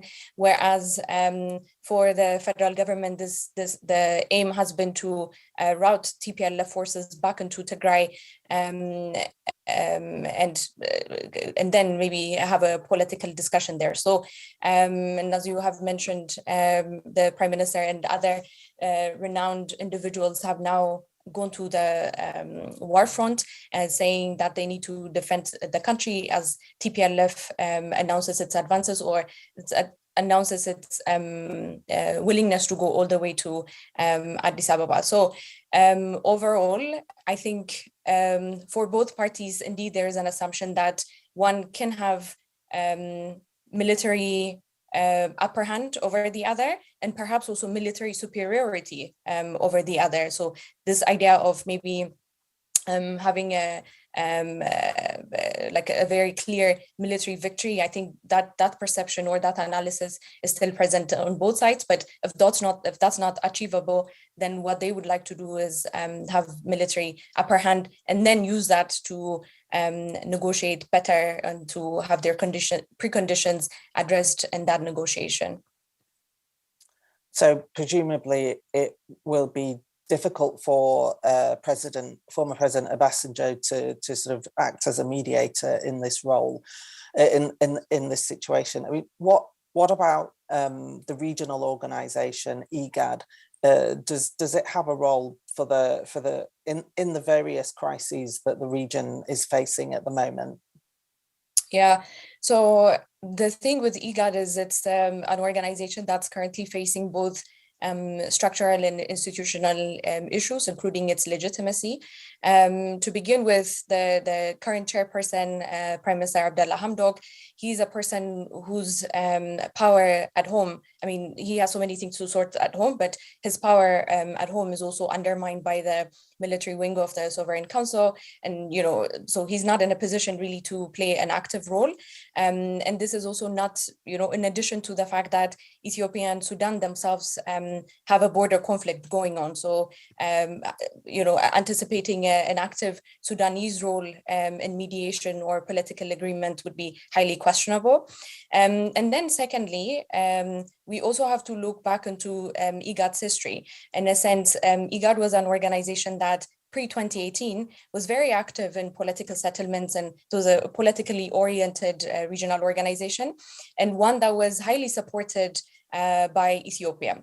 And at that time, because the security apparatus in Ethiopia was highly dominated by TPLF, there is a sense that IGAD is too close to TPLF and too close for comfort for the federal government in particular. So since 2018, this new Ethiopian government or new administration has not been very fond of IGAD, let's say. So IGAD at this point doesn't really have the support of the Ethiopian government as it used to, but neither does it also have a very strong support from the other regions in the country. And mind you, some of these countries themselves are struggling internally. So in a way, IGAD is not, doesn't have the political and then also institutional capabilities that would be needed to push things forward, unfortunately. Thanks for those insights, Lidette. I'd like to turn now to Jean-Marc and talk a little bit about ask a little bit about the EU strategy for the Horn, which was adopted in May this year and has made that region a geostrategic priority for the Union.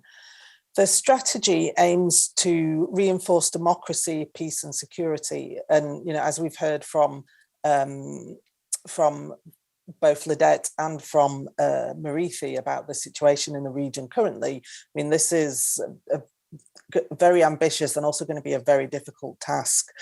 How is the EU adjusting to the most recent developments in the Horn, in light of the strategy that it adopted in May this year? Thanks. Thank you very much, and thank you very much for your kind invitation to participate in this exchange. And that's true that the EU had a high level of ambition on this region, and this is the reason why it adopted this EU strategy for the Horn in April. And I must say that although the recent developments on the volatile context of many countries in the region are putting this strategy in difficulty, our long-term objectives remain the same. You alluded to it, and the first objective of the strategy is to support the political and the economic transition in Ethiopia and in Sudan, both for political and first and foremost for political reasons.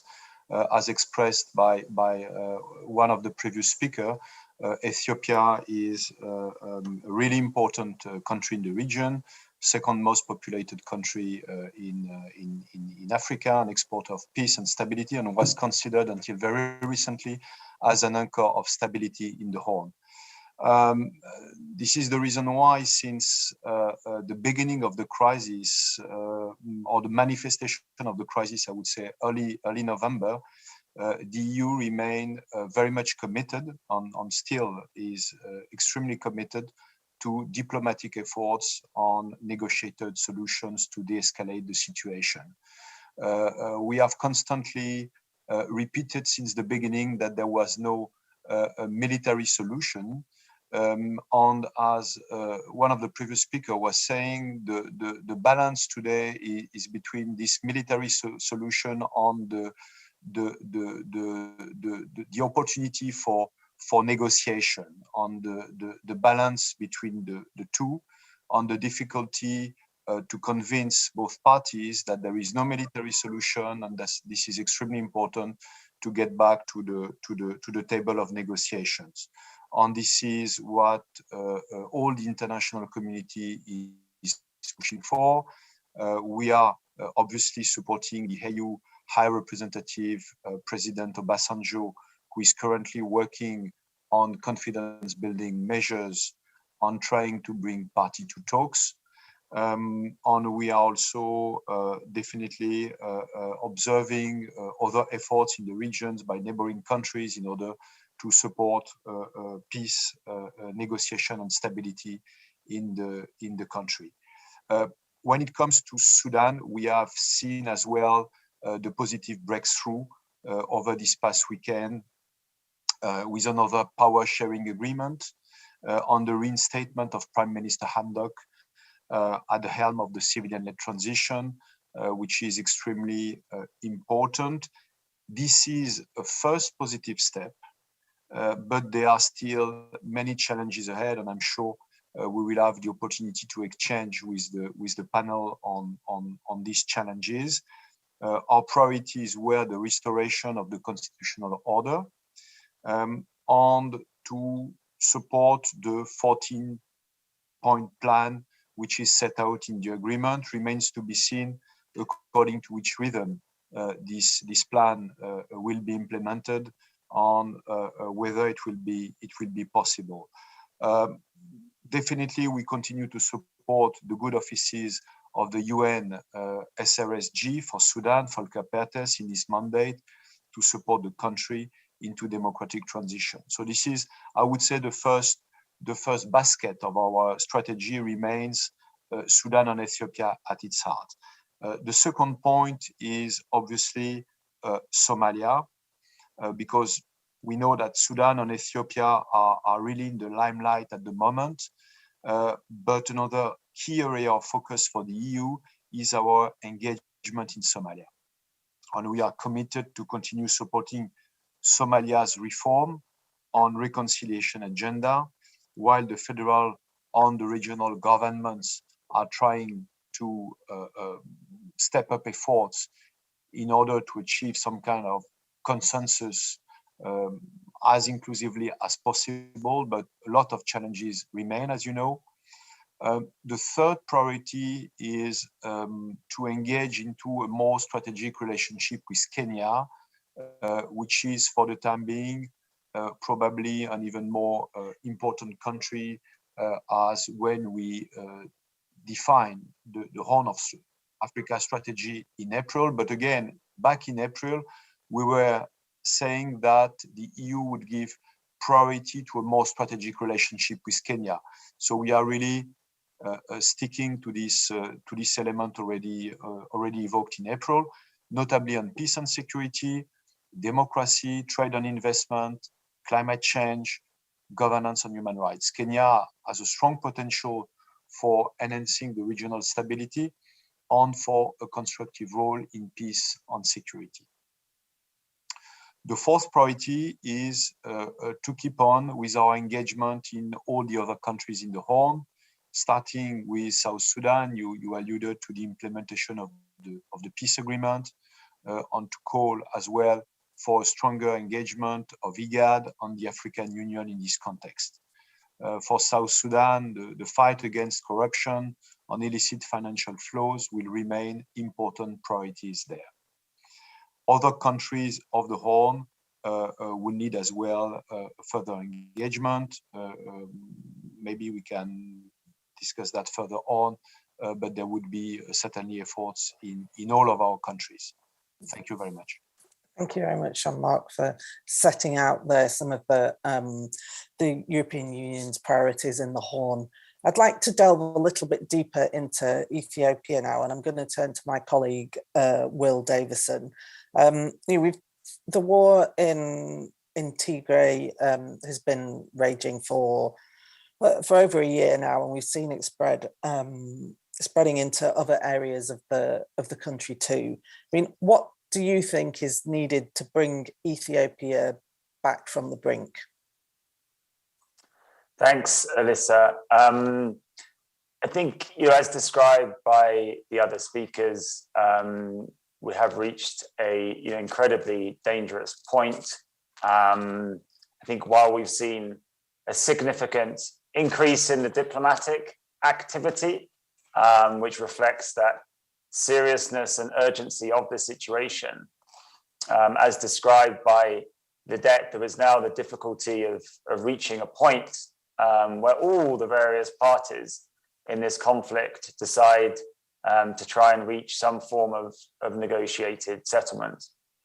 Now, as you mentioned in your question, the war has very much spread outside of Tigray now, and actually, apart from the occasional airstrike, there is no active fighting inside Tigray.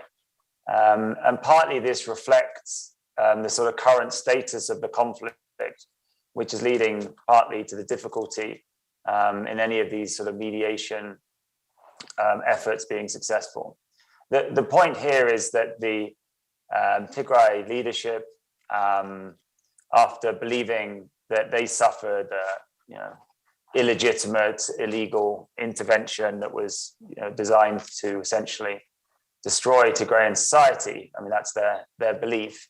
They have been on the offensive as a result of that since July, with the more specific aims of overcoming what, again, they perceive as a federal siege on the region that cuts off aid and cuts off services.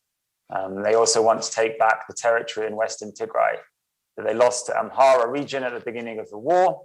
And that's an area which is also patrolled by Ethiopian federal and Eritrean troops. Then there's sort of broader concerns amongst that leadership relating to sort of Tigray's security generally. Now, when you match those concerns and essentially the sort of justifications given by the Tigray leadership for the offensive with the battlefield situation, it means we have a very serious problem on our hands. Because since July, although by no means successful on all of the various fronts they opened up, so potentially to reclaim Western Tigray, sort of going towards the southwest, towards Gondar, and also east into Afar. By no means successful on all of those fronts, but they have been very successful relatively, heading through eastern Amhara, the Wollo area, and have now reached a point around 200 kilometers from Addis. The upshot of this is that, on top of these very demanding demands, when viewed from Addis, that the Tigray leaders have, they now believe that they are in a military position to enforce them, essentially. And I think it's becoming increasingly apparent, despite the diplomatic activity, that because of the way this is played out militarily, there really is an increasingly hardline position from Mekele, with, for example, a focus on the removal of the prime minister or an unwillingness to negotiate with the prime minister. When it comes to, when we sort of feed that back into the diplomatic situation, let's say, or the efforts to get negotiations going, well, President Obasanjo and Ambassador and Feltman, also Kenya's president, and Martin Griffiths from UN OCHA, I mean, they're focused on things like trying to improve the humanitarian access to Tigray by achieving a greater flow of trucks.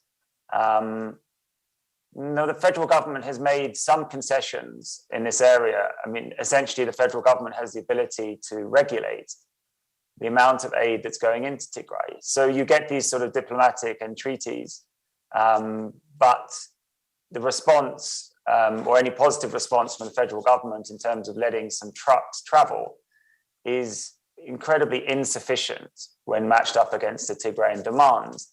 And indeed, one consequence of the belief from the Tigray leadership that they have significant military ascendancy is that they are increasingly vocal that the issue of unhindered humanitarian access and the restoration of federally provided services to Tigray, which obviously vitally important for livelihoods, as well as many humanitarian operations, particularly banking, these are not on the table to be traded as far as the leadership is concerned in Mekele. These are obligations under international humanitarian law. So you can see how insufficient a permission granted at the federal level for tens of extra trucks to be allowed to go to Tigray when 100 trucks are estimated to be needed per day. There's a huge mismatch, unfortunately, between what successes are coming from the diplomatic process, what the federal government is willing to sort of accede to, and then how that's responded to by the Tigray leadership. Now, in reality, it'll be interesting to hear the other panelists' views. Our general understanding of the situation is that because of this military balance of power with a significant advantage for the Tigray forces, and forces which are prepared to head to Addis Ababa in partnership with the Oromo Liberation Army and overthrow the federal government. Because of the seriousness of that and the military situation, we think that a real change in approach is needed from the federal government, with the very first step being going all out to prevent the spread of famine conditions in Tigray, a complete concerted facilitation of aid along the single road corridor that exists, allowing cross-line operations. So aid can be delivered by agencies from TDF-held areas, and then also political and legal steps that are needed to restore those federally provided services to Tigray. Unfortunately, that would probably prove insufficient, and therefore maybe to sort of stop the rot here, to build some confidence and perhaps to get the Tigray leadership to show restraint, to halt their advance towards Addis Ababa. It seems that some sort of political gesture is needed. And one of the things that's been demanded by the Tigray leadership just before the outset of the war, since Ethiopia's transition really started to go wrong in the summer of last year, is the arrest of prominent jailed political leaders. Now, if we did see that sort of action from Addis, which, I have to be clear, I mean, you've made it clear by mentioning the march to the front lines by the leadership. But if we saw that type of action, a real effort to help alleviate the humanitarian situation in Tigray and other affected areas, combined with a comprehensive political amnesty. So the federal leadership is saying, we recognize that this transition has gone wrong. We recognize the efforts to exclude our opponents have led only to armed rebellion. We are making a sincere effort to reset the transition. That seems like the credible way to try and get those armed forces to show some restraint, and then hopefully build from that in terms of not just a cessation of hostilities, but a political process and the beginning of negotiations of some form of permanent ceasefire. Thanks, Will. I wanted to ask you a little bit about the regional response. In particular, I mean, Jean-Marc mentioned earlier about Kenya and how the EU was beginning to sort of see Kenya as a sort of its role in the region as a sort of broker for peace. And I wondered if you could, as I say, talk a little bit about the regional response, and maybe especially about the role that President Kenyatta has played in mediation so far.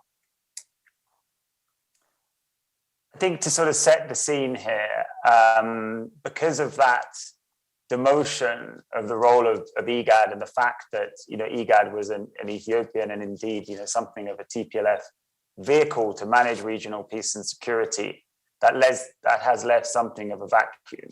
And of course, I don't think this is just about a TPLF presence within IGAD. I think this is also about President Isaias's antipathy to IGAD and multilateralism in general, which has led to it playing a far less prominent role. When we combine that with the presence of the African Union headquarters in Addis Ababa, Ethiopia's overall clout and the way the federal government set about justifying and narrating this conflict, as in this is a domestic matter, it is a law enforcement operation, thus telling everyone else it is none of your business, combined with that sort of regional circumstance, also some geopolitical factors, that really has led this conflict to go a very long way with a very limited amount of external involvement in it, other than factors like Eritrea's involvement in the war. When combined with other problematic factors, Sudan's nosediving relations with Ethiopia over the Fashiga dispute, the Renaissance Dam, other issues, I think we have to acknowledge we are starting from a disadvantageous position in terms of mediation. And it's into that which quite belatedly, really, President Obasanjo has entered the fray. He spent some time getting up to speed in terms of actors, issues, his internal processes. And then we've also seen the Kenyan government get involved at the same time. But I think, face probably similar problems. I think the involvement does not stem from, a great deal of interaction with these issues, and instead it's stimulated by the urgency of the situation. I think there is a positive side to this in that most international actors now, particularly given the gravity of the situation, are pulling in the same direction. I would particularly say that about the sort of quartet we have, Jeffrey Feltman, Obasanjo, the Kenyan government, and UN OCHA. Obviously different focuses there, but really as things stand, the difficulty is, as I describe it, in terms of the calculations of those Ethiopian actors. And certainly, none of the external players here, however well-intentioned they are, even if they have strong ties, for example, with the Prime Minister himself, which is mostly the case in terms of President Kenyatta. But really, none of these external actors at the moment really have the leverage to alter the calculations. So I think it's a question of remaining vigilant, remaining attentive, not giving up, accepting that as the military situation develops and political calculations will change in Mekelle, in Addis, maybe in Asmara, elsewhere, and then looking for the opportunities to play a supporting role. And I think it's very positive, obviously, that the Kenyans are involved, that the African Union has this initiative now. Very difficult for people to make an impact at this point, but every reason to remain vigilant. And I'm sure some of those external processes and actors will play an important role in this for the months to come. Thanks, Will. I mean, you've set out some of the difficulties that regional partners and regional actors have in engaging and trying to move the parties to a ceasefire and hopefully negotiated settlement. But I wanted to ask Jean-Marc specifically about the tools that the EU has at its own disposal, particularly to alleviate the humanitarian suffering in Tigray, but also how to promote a negotiated settlement in the country. Thanks, Jean-Marc. Thank you very much, Elisa. Maybe to recall first the fact that since November, the EU had released three tracks. First of all, asking for the cessation of hostilities, the immediate cessation of hostilities, because it was conducive to an endless conflict on horrible casualties. The second thing was the unimpeded humanitarian access, and the third thing was the human rights investigations on human rights violations. These investigations for which the joint report from the OHCHR on the Ethiopian Commission for Human Rights was recently published in November. So these were the three asks, if I may say so, of the European Union. Since the very beginning of the conflict 1 year ago, on the humanitarian assistance front, the EU has been extremely engaged, not only in advocating for this unhindered humanitarian access, but also operationally and practically.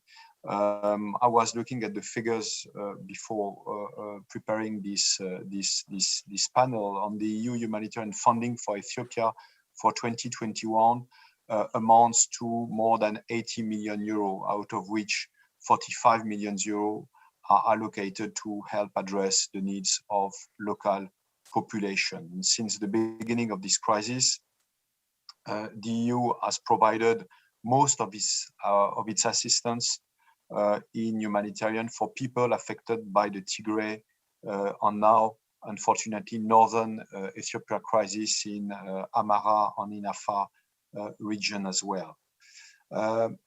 The EU has constantly advocated for humanitarian access to provide humanitarian supplies. We have also developed a humanitarian air bridge recently in order to find a solution to bring humanitarian assistance, although there was this blockade around Tigray. So this is on the humanitarian track. We have been very vocal, and Will was alluding to the coordination with OCHA, to which we are actively participating amongst with other donors. From the political and diplomatic perspective as well, the EU has been extremely committed since the beginning of this conflict in advocating for an immediate ceasefire, followed by negotiated solutions and for reconciliation efforts. This was our mantra since November. In January, the High Representative, Josep Borrell, requested the Foreign Minister of Finland, Mr. Pekka Haavisto, to conduct a diplomatic outreach in the region, in Ethiopia, but also in Sudan, to focus on the dire situation in Tigray, on its regional implications. And Foreign Minister Haavisto visited the region, you remember, both in February, but also in April, including in Mekele at that time. Since then, the new European Union Special Representative, Dr. Annette Weber, has carried out several visits in the region in close cooperation with the African Union High Representative Obasanjo and the US Special Envoy Jeff Kellman. We also, as you were underlining, very much praise the efforts of President Kenyatta to try to bring parties of the conflict to the talks. Our belief is that only through joint and coordinated messages, required results will be achieved. Our common strategic and political goal remains the unity and stability of Ethiopia. Given the recent escalation of the conflict, we should do our utmost to bring warring party to talks. We understand that confidence building measures are starting, or at least there are discussion. What is missing is probably the political will of the party to stop the military activities and to engage into a real negotiation. So there is this duality of approach between the military possible winning and the negotiation, for which could be built around the fact that the move from TPLF should stop, and on the other side, the blockade, the humanitarian blockade from Tigray should also stop. So this is more or less the difficulty to achieve for both warring parties. Over to you. Thanks, Jean-Marc. And I'd now like to ask Lidette if she could perhaps give us an evaluation of her evaluation of the response of the international community to the conflict in Ethiopia. And in particular, I don't know whether you think there's more that the international community could be doing. I think it's more a question of should the international community be doing differently? So not necessarily more, but maybe differently. And here, I think one also would need to make a distinction between who is the international community, because if you actually look at dynamics in Ethiopia, so outside of Tigray in Ethiopia, there is really a very pervasive and a real perception that the West has been very selective in its outrage, selective in the sanctions, selective in humanitarian efforts, in a way that only realizes that the pain that has been, or pain and destruction that has been caused in Tigray, but not necessarily pain and destruction and humanitarian needs that have then also spilled over to Amhara and Afar regions. There's also a very wide perception that the sanctions that have been put in place hurt the federal government and hurt people in the rest of Ethiopia, but do not necessarily hurt TPLF where it hurts the most. So some people, for example, asking why haven't they put in place things around assets freeze that would also target some TPLF officials who are suspected of having, having migrated some of their capital and things like that.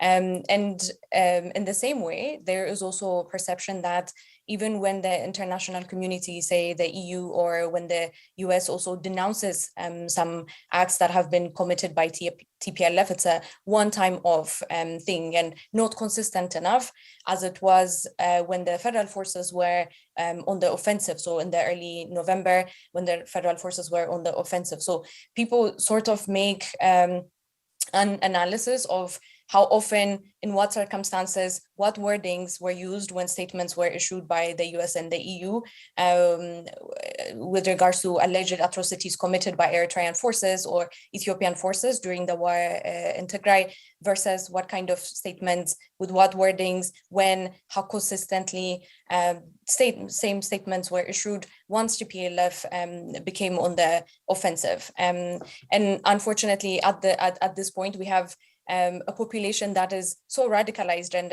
a federal government as well so radicalized, saying the whole world is against the state and the whole world is against Ethiopia. And I think this has also, unfortunately, not only radicalized political positions, but it has also spilled over to societies, and has really broken something, the trust that Ethiopians have vis-a-vis the international community or as members of the international community, but also, and more importantly for the future, the social fabric between Ethiopians, particularly Tigrayans and the rest of Ethiopians from different ethnic groups. I think there has been a significant erosion there.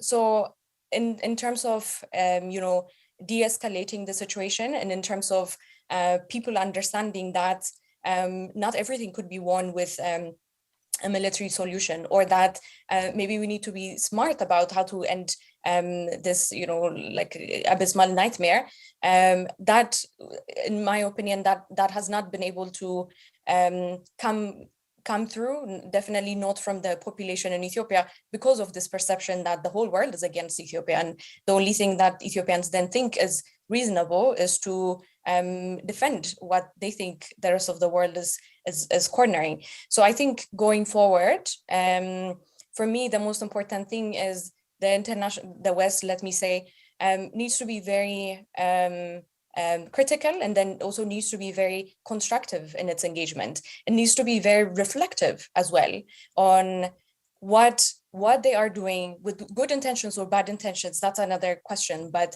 with what they are doing, what harm it's causing, or whether or not it's being effective, and whether or not, if it's not effective, they should also think about alternative ways of engaging, because how currently this perception is all over the place, that even when good ideas are coming from the West, like, for example, things around negotiation, people completely do not want to listen to that, because they think negotiation is put forth as a political solution, not because it's a good idea, but because the West wants to bring back TPLF or wants to embolden TPLF. This is the kind of understanding that's prevalent, and unfortunately also unconstructive.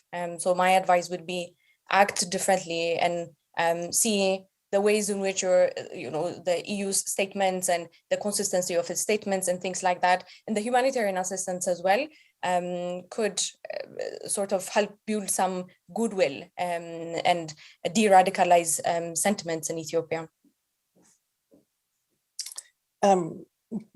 William, I was wondering if you had any response to what Lidette has just said.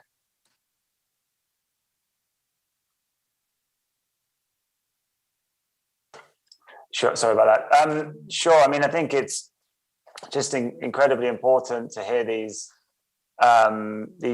positions and sentiments, because, I mean, I think the understanding is that they are pretty widely shared amongst Ethiopians. So it certainly presents a challenge to those, to all of the external actors, because, I think that the sort of the polarization and the divisions that ultimately have led to civil war in Ethiopia, we can sort of see them spilling out into everyone sort of who's engaged and trying to make sense of what's going on and respond to it. So of course, we at Crisis Group are fully aware of the vast differences of opinion, and it's the sort of environment where it's very hard to say anything, not just say anything that pleases. It's very difficult to say anything that pleases everyone, but it's actually quite difficult to say anything that pleases anyone when you're trying to sort of sift through these differences of opinion. So I think it's just a sort of testimony to how difficult things are. I mean, I think what does concern me here is that if we don't just sort of isolate Tigray, if we sort of theoretically isolate Ethiopia and Eritrea, and we go back to the November the 3rd, when the civil war finally broke out, the Tigrayans moved preemptively against the federal military. Well, then we had the effort by the federal government and allies to intervene, to remove the government. We had a blockade on Tigray. We had the removal of the government in Tigray against the will of the government, obviously, and the imposition of a federal government.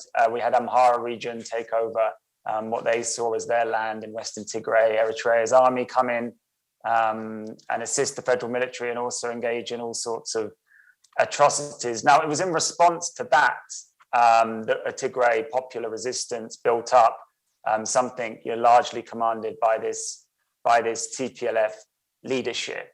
That occurred as an Ethiopian and Eritrean matter.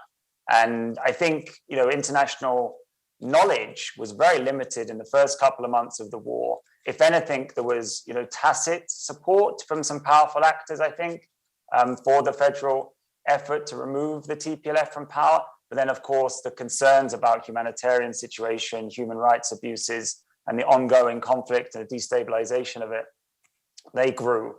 But it was the Tigrayan resistance to what they experienced that led to the events of June, the removal of the federal military. And it was the Tigrayan demands with regards to humanitarian access, restoration of services, restoration of territory to pre-war borders, and the issues around Tigrayan security that have led to the offensive. Now, of course, there's been an international reaction to that, whether it's from the likes of ourselves, the likes of the European Union, the media, etc. And I think absolutely, people make mistakes, and the media often gets Ethiopia wrong. Maybe they don't talk about what the TPLF did when it was a preeminent federal power as much as people like, etc., etc. But to my understanding, that does not change the calculations which has led Ethiopian political elites to disagree with each other to the extent that we're on the verge of potential state collapse here. So I do understand the anger at some of the misrepresentation and some of the perceptions of bias. I've been saying that the support for unhindered humanitarian access to Tigray and for inclusive dialogue, which is a standard Western position, well, that's also a TPLF position. But that's not support for the TPLF, that's alignment with the TPLF. So I think there's been a sort of misperception also from Ethiopia about the international community's positioning here. And ultimately, I think there's a degree of an unhealthy externalization of the Ethiopian political problems that have led to the civil war. And I think it's refocusing on Ethiopia's divisions that are the way out of this by Ethiopians. Thanks, Will. I'd like to turn now to Sudan. But before I do that, I just want to remind the audience that we will be opening for questions. We haven't had any come in so far. You can add your questions to the Q&A on the live page or as a comment on YouTube. So just a reminder that if you have questions for any of our panelists, please do use the Q&A on the live page or the comments box on YouTube. So turning to Sudan, I wanted to ask Marithi to give his assessment of where we are currently in Sudan and what the new agreement means in terms of the transition process that we were embarked on, and in particular, what role do you think the EU can play in this context? Yeah, no, of course, we have to remember that the military in particular was a very reluctant participant in this civilian military alliance. It only was forced into it by the very strong international revulsion to the 3rd of June massacre, when they killed dozens, possibly, more than 100 protesters encamped near the military headquarters. So the military was always playing a waiting game.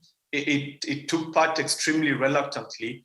And what we've seen in the last couple of days was an assertion of its power in a very cynical fashion. I think, as I said at the top, there's still something to be salvaged. It would have been the end of the road if they had, for example, appointed a new prime minister and just closed the door to any negotiations. I think Prime Minister Hamdok now is in a very interesting position. He started off, to be frank, quite unpopular. The civilians had not really delivered much on the economic front. They were enacting very painful reforms which are necessary, but obviously were causing considerable pain in people's pockets, and they had been seen as fairly lethargic. Hamdok then became a hero of the street by refusing to go along with the demands of the military, that he supports the coup, but now finds himself in the ambiguous position where he has become the embodiment of both the street's hopes, but also its frustrations that he's agreed to negotiate. I would say that I have some sympathy for his position. I think we always have to remember that change comes incrementally. My Ethiopian friends look back with a lot of real full reflection on 2005, and maybe that could have been a turning point where the opposition might have taken its positions in parliament and maybe fought for change from within. I would say that Sudan needs to make to avoid making the same mistake. I think they need to take part in intensive talks with the military to try and claw back the space for the civilians. I think a key test will be the appointment of Hamdok's new cabinet. Hamdok needs to be given sufficient space to do that. I think external actors, including the UN, the AU, the EU, and others, could do more to build trust, to try and build greater trust between the two sides. And finally, I think one of the failures in Sudan is, while there's been a lot of commitment to support the transition, I think the civilians were hamstrung by the fact that this support came very slowly. It did not result in any appreciable improvement in people's lives. And essentially, for example, the state sponsor of terrorism designation was kept on too long. And so the civilians had huge expectations from the public. They were not able to deliver on those. I think they are being given the capacity to deliver much more rapidly, might put them in better position in a context where we have to acknowledge the military calls most of the shots. Thanks, Marifi. And I mean, you've mentioned there, the financial situation in Sudan, the dire financial situation there. And I wanted to ask Jean-Marc a question in relation to the EU's financial assistance, which I believe the EU is threatening to suspend if the constitutional order is not restored. Just wondered, Jean-Marc, how do you think that this can change the position of the military, and also what would the impacts be of this on the Sudanese population?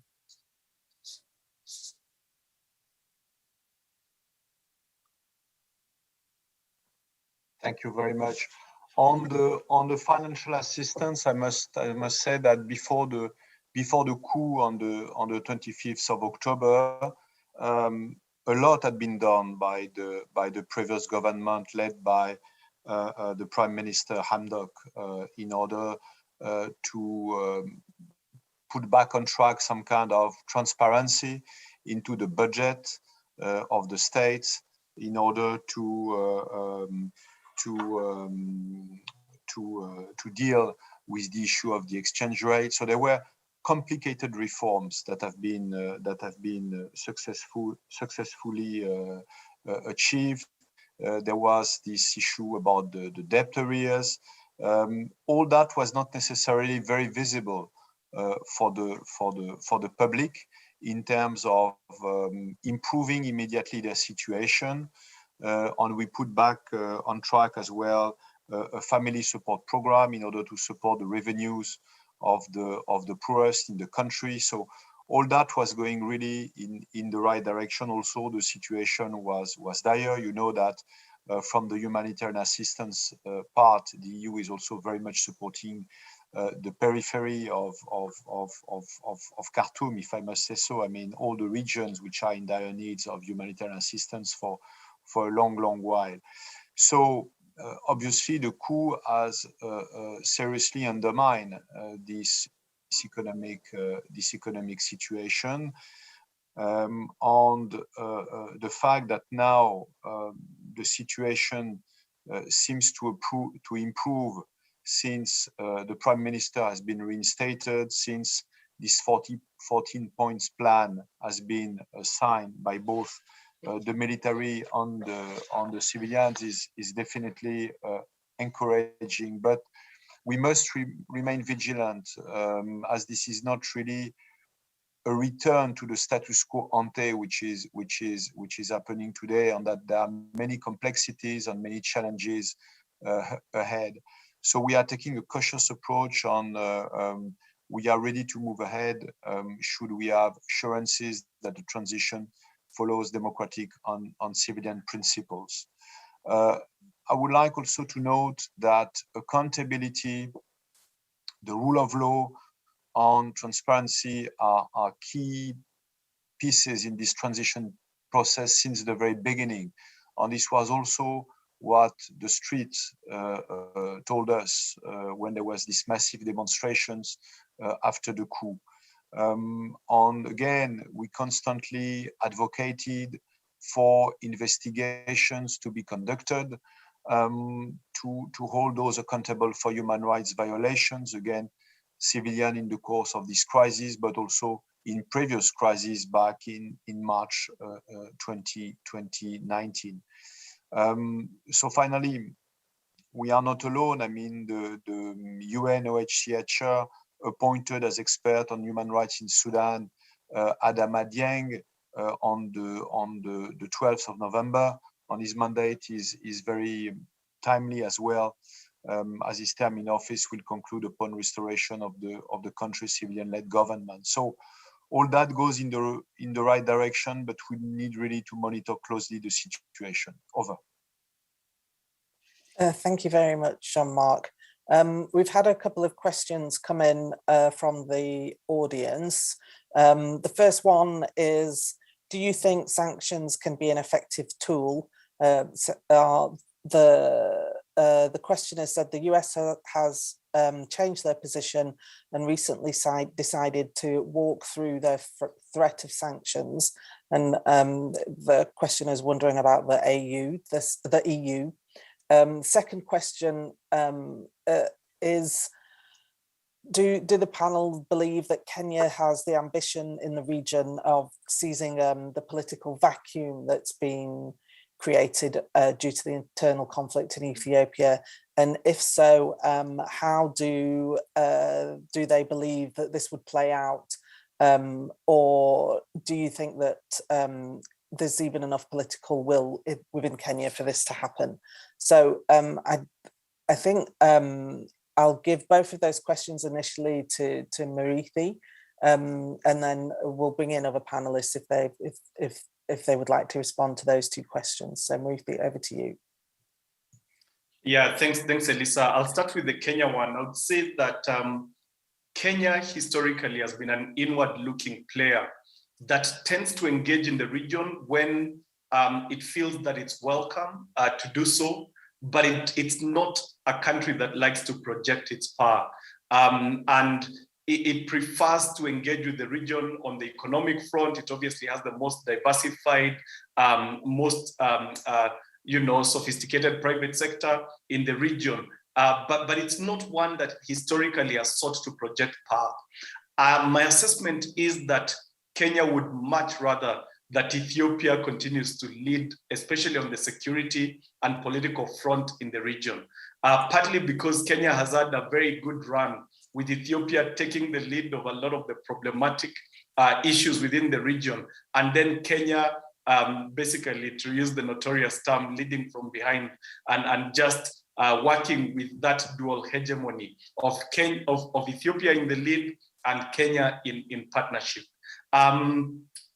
In places like Somalia, for example, Kenya really doesn't know the region that well. It would much rather have Ethiopia leading in that sphere.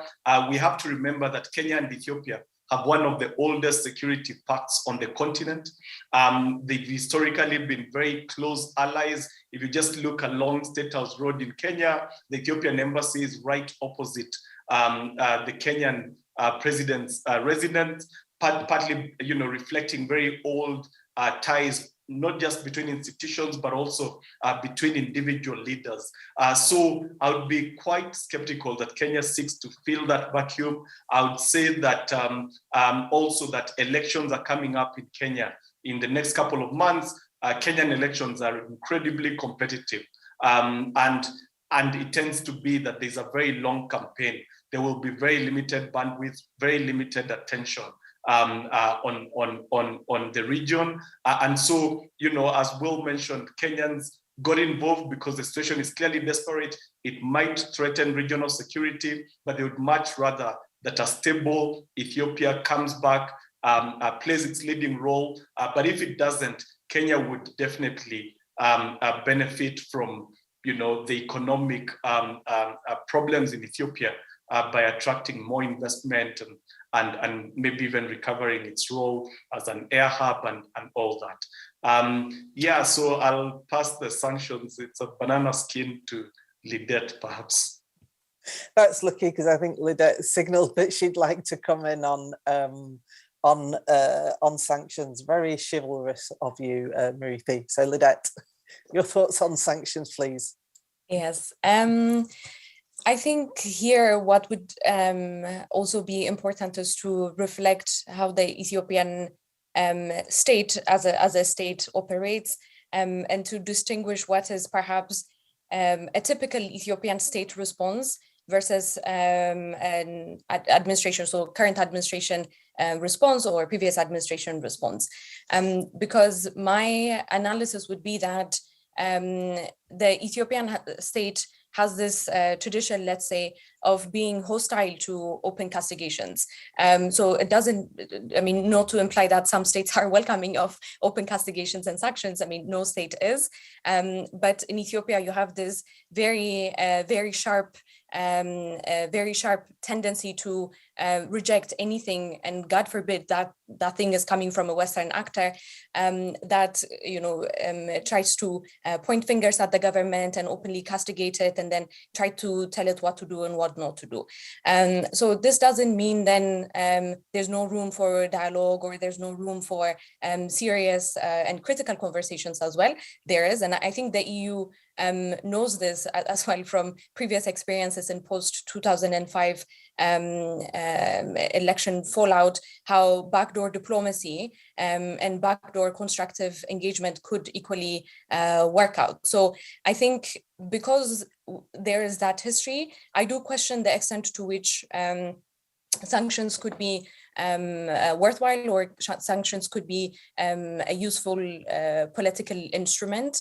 And then the second aspect is, when we talk about sanctions, and because this is a conflict in which there are two, if not more, parties, the expectation for concessions shouldn't be on the Ethiopian government only. So if we do feel the need to put in place sanctions, and I'm not really convinced that helps, but if they are imposed, then again, they need to be imposed in a way hurts both actors, so including TPLF as well, the most. So both actors need to feel it.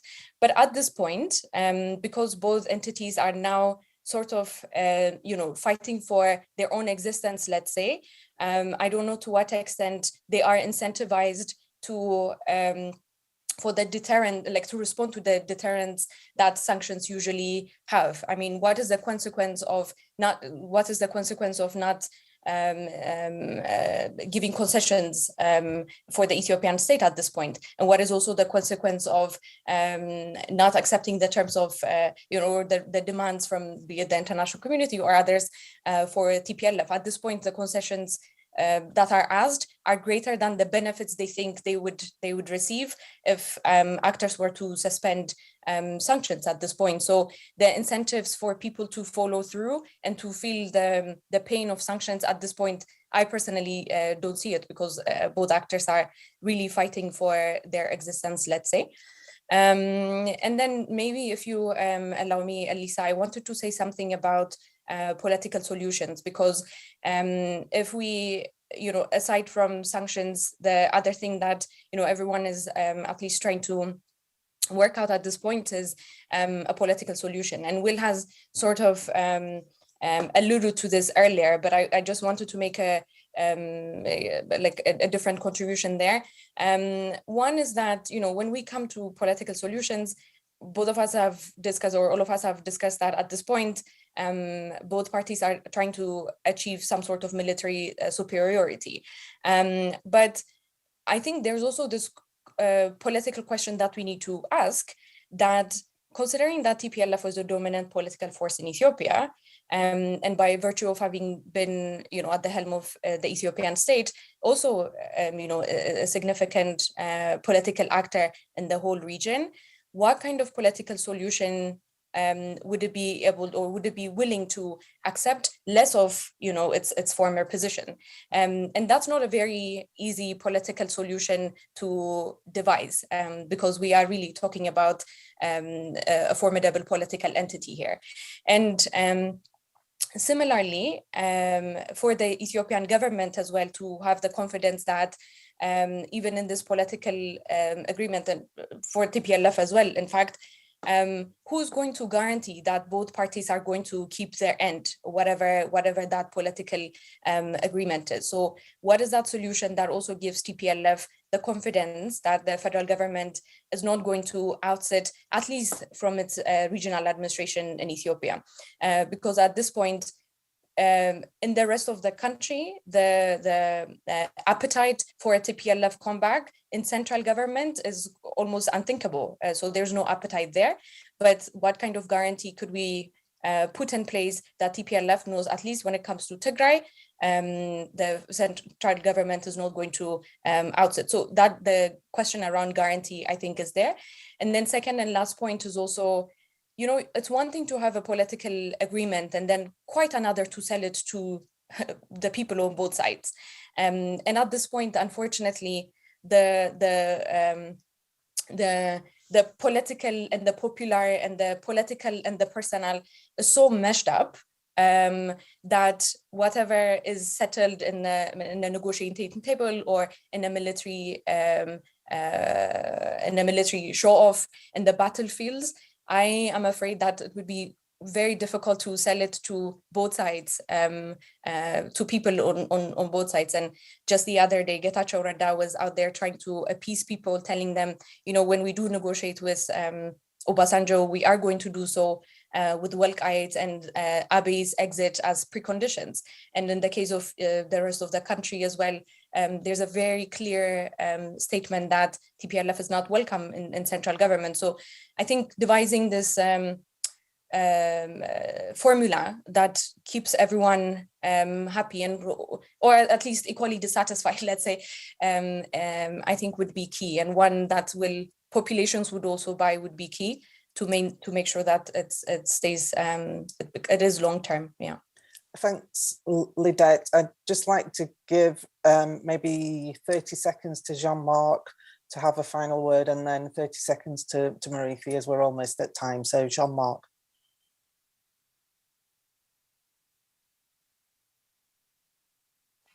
Well, thank you very much, Lisa. Just to underline how important today it is to continue or to renew our engagement for peace, on stability in the region, in the countries the most affected by the conflicts and the volatility of the situation, in order to give to the region a chance to move towards a better economic situation for their population. I think this is essential.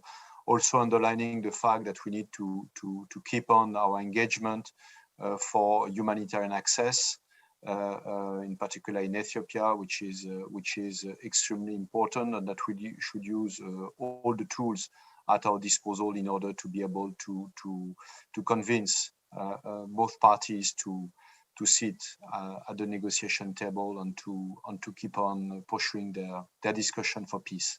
Thank you. Thank you very much, Jean-Marc. Marifi? Yeah, thanks, Elisa. very good to listen to views around the table. I would say that we have to pay attention to dynamics in all the conflicts we witness in the region that will have a long-run effect. One, how do you manage the rise of militias, the retreat of national defense forces, and what that means, especially for people's perception of insecurity. Two, that this is one of the regions uniquely on the continent that's witnessed 2 successful secessions in the last 3 decades. What does that mean in terms of managing diversity, in terms of maybe doing better, in terms of designing decentralization in a way that's more inclusive than the designs we've had in the past? And then finally, what replaces IGAD if it has to be replaced? I think you still need a degree of multilateralism. You still need trust building. We are in a moment where everybody assumes the worst about everybody else, and that's a recipe for disaster. Thanks a lot, Marithi. Some interesting thoughts there at the end, both from Jean-Marc and Marithi. And I think we could continue a discussion on events in the Horn for another hour and 15 minutes, but that's it for today, and that's it for this today's session of the Watch List Policy Dialogue. We'll be back tomorrow with panels on Lebanon and Venezuela at 1400 hours Central European time. I'd just like to thank all the panelists for their insights and for joining us today. And I hope you will agree with me that we've had a really rich and interesting discussion. Thank you very much, and have a good rest of the day wherever you are. Thanks, Elisa.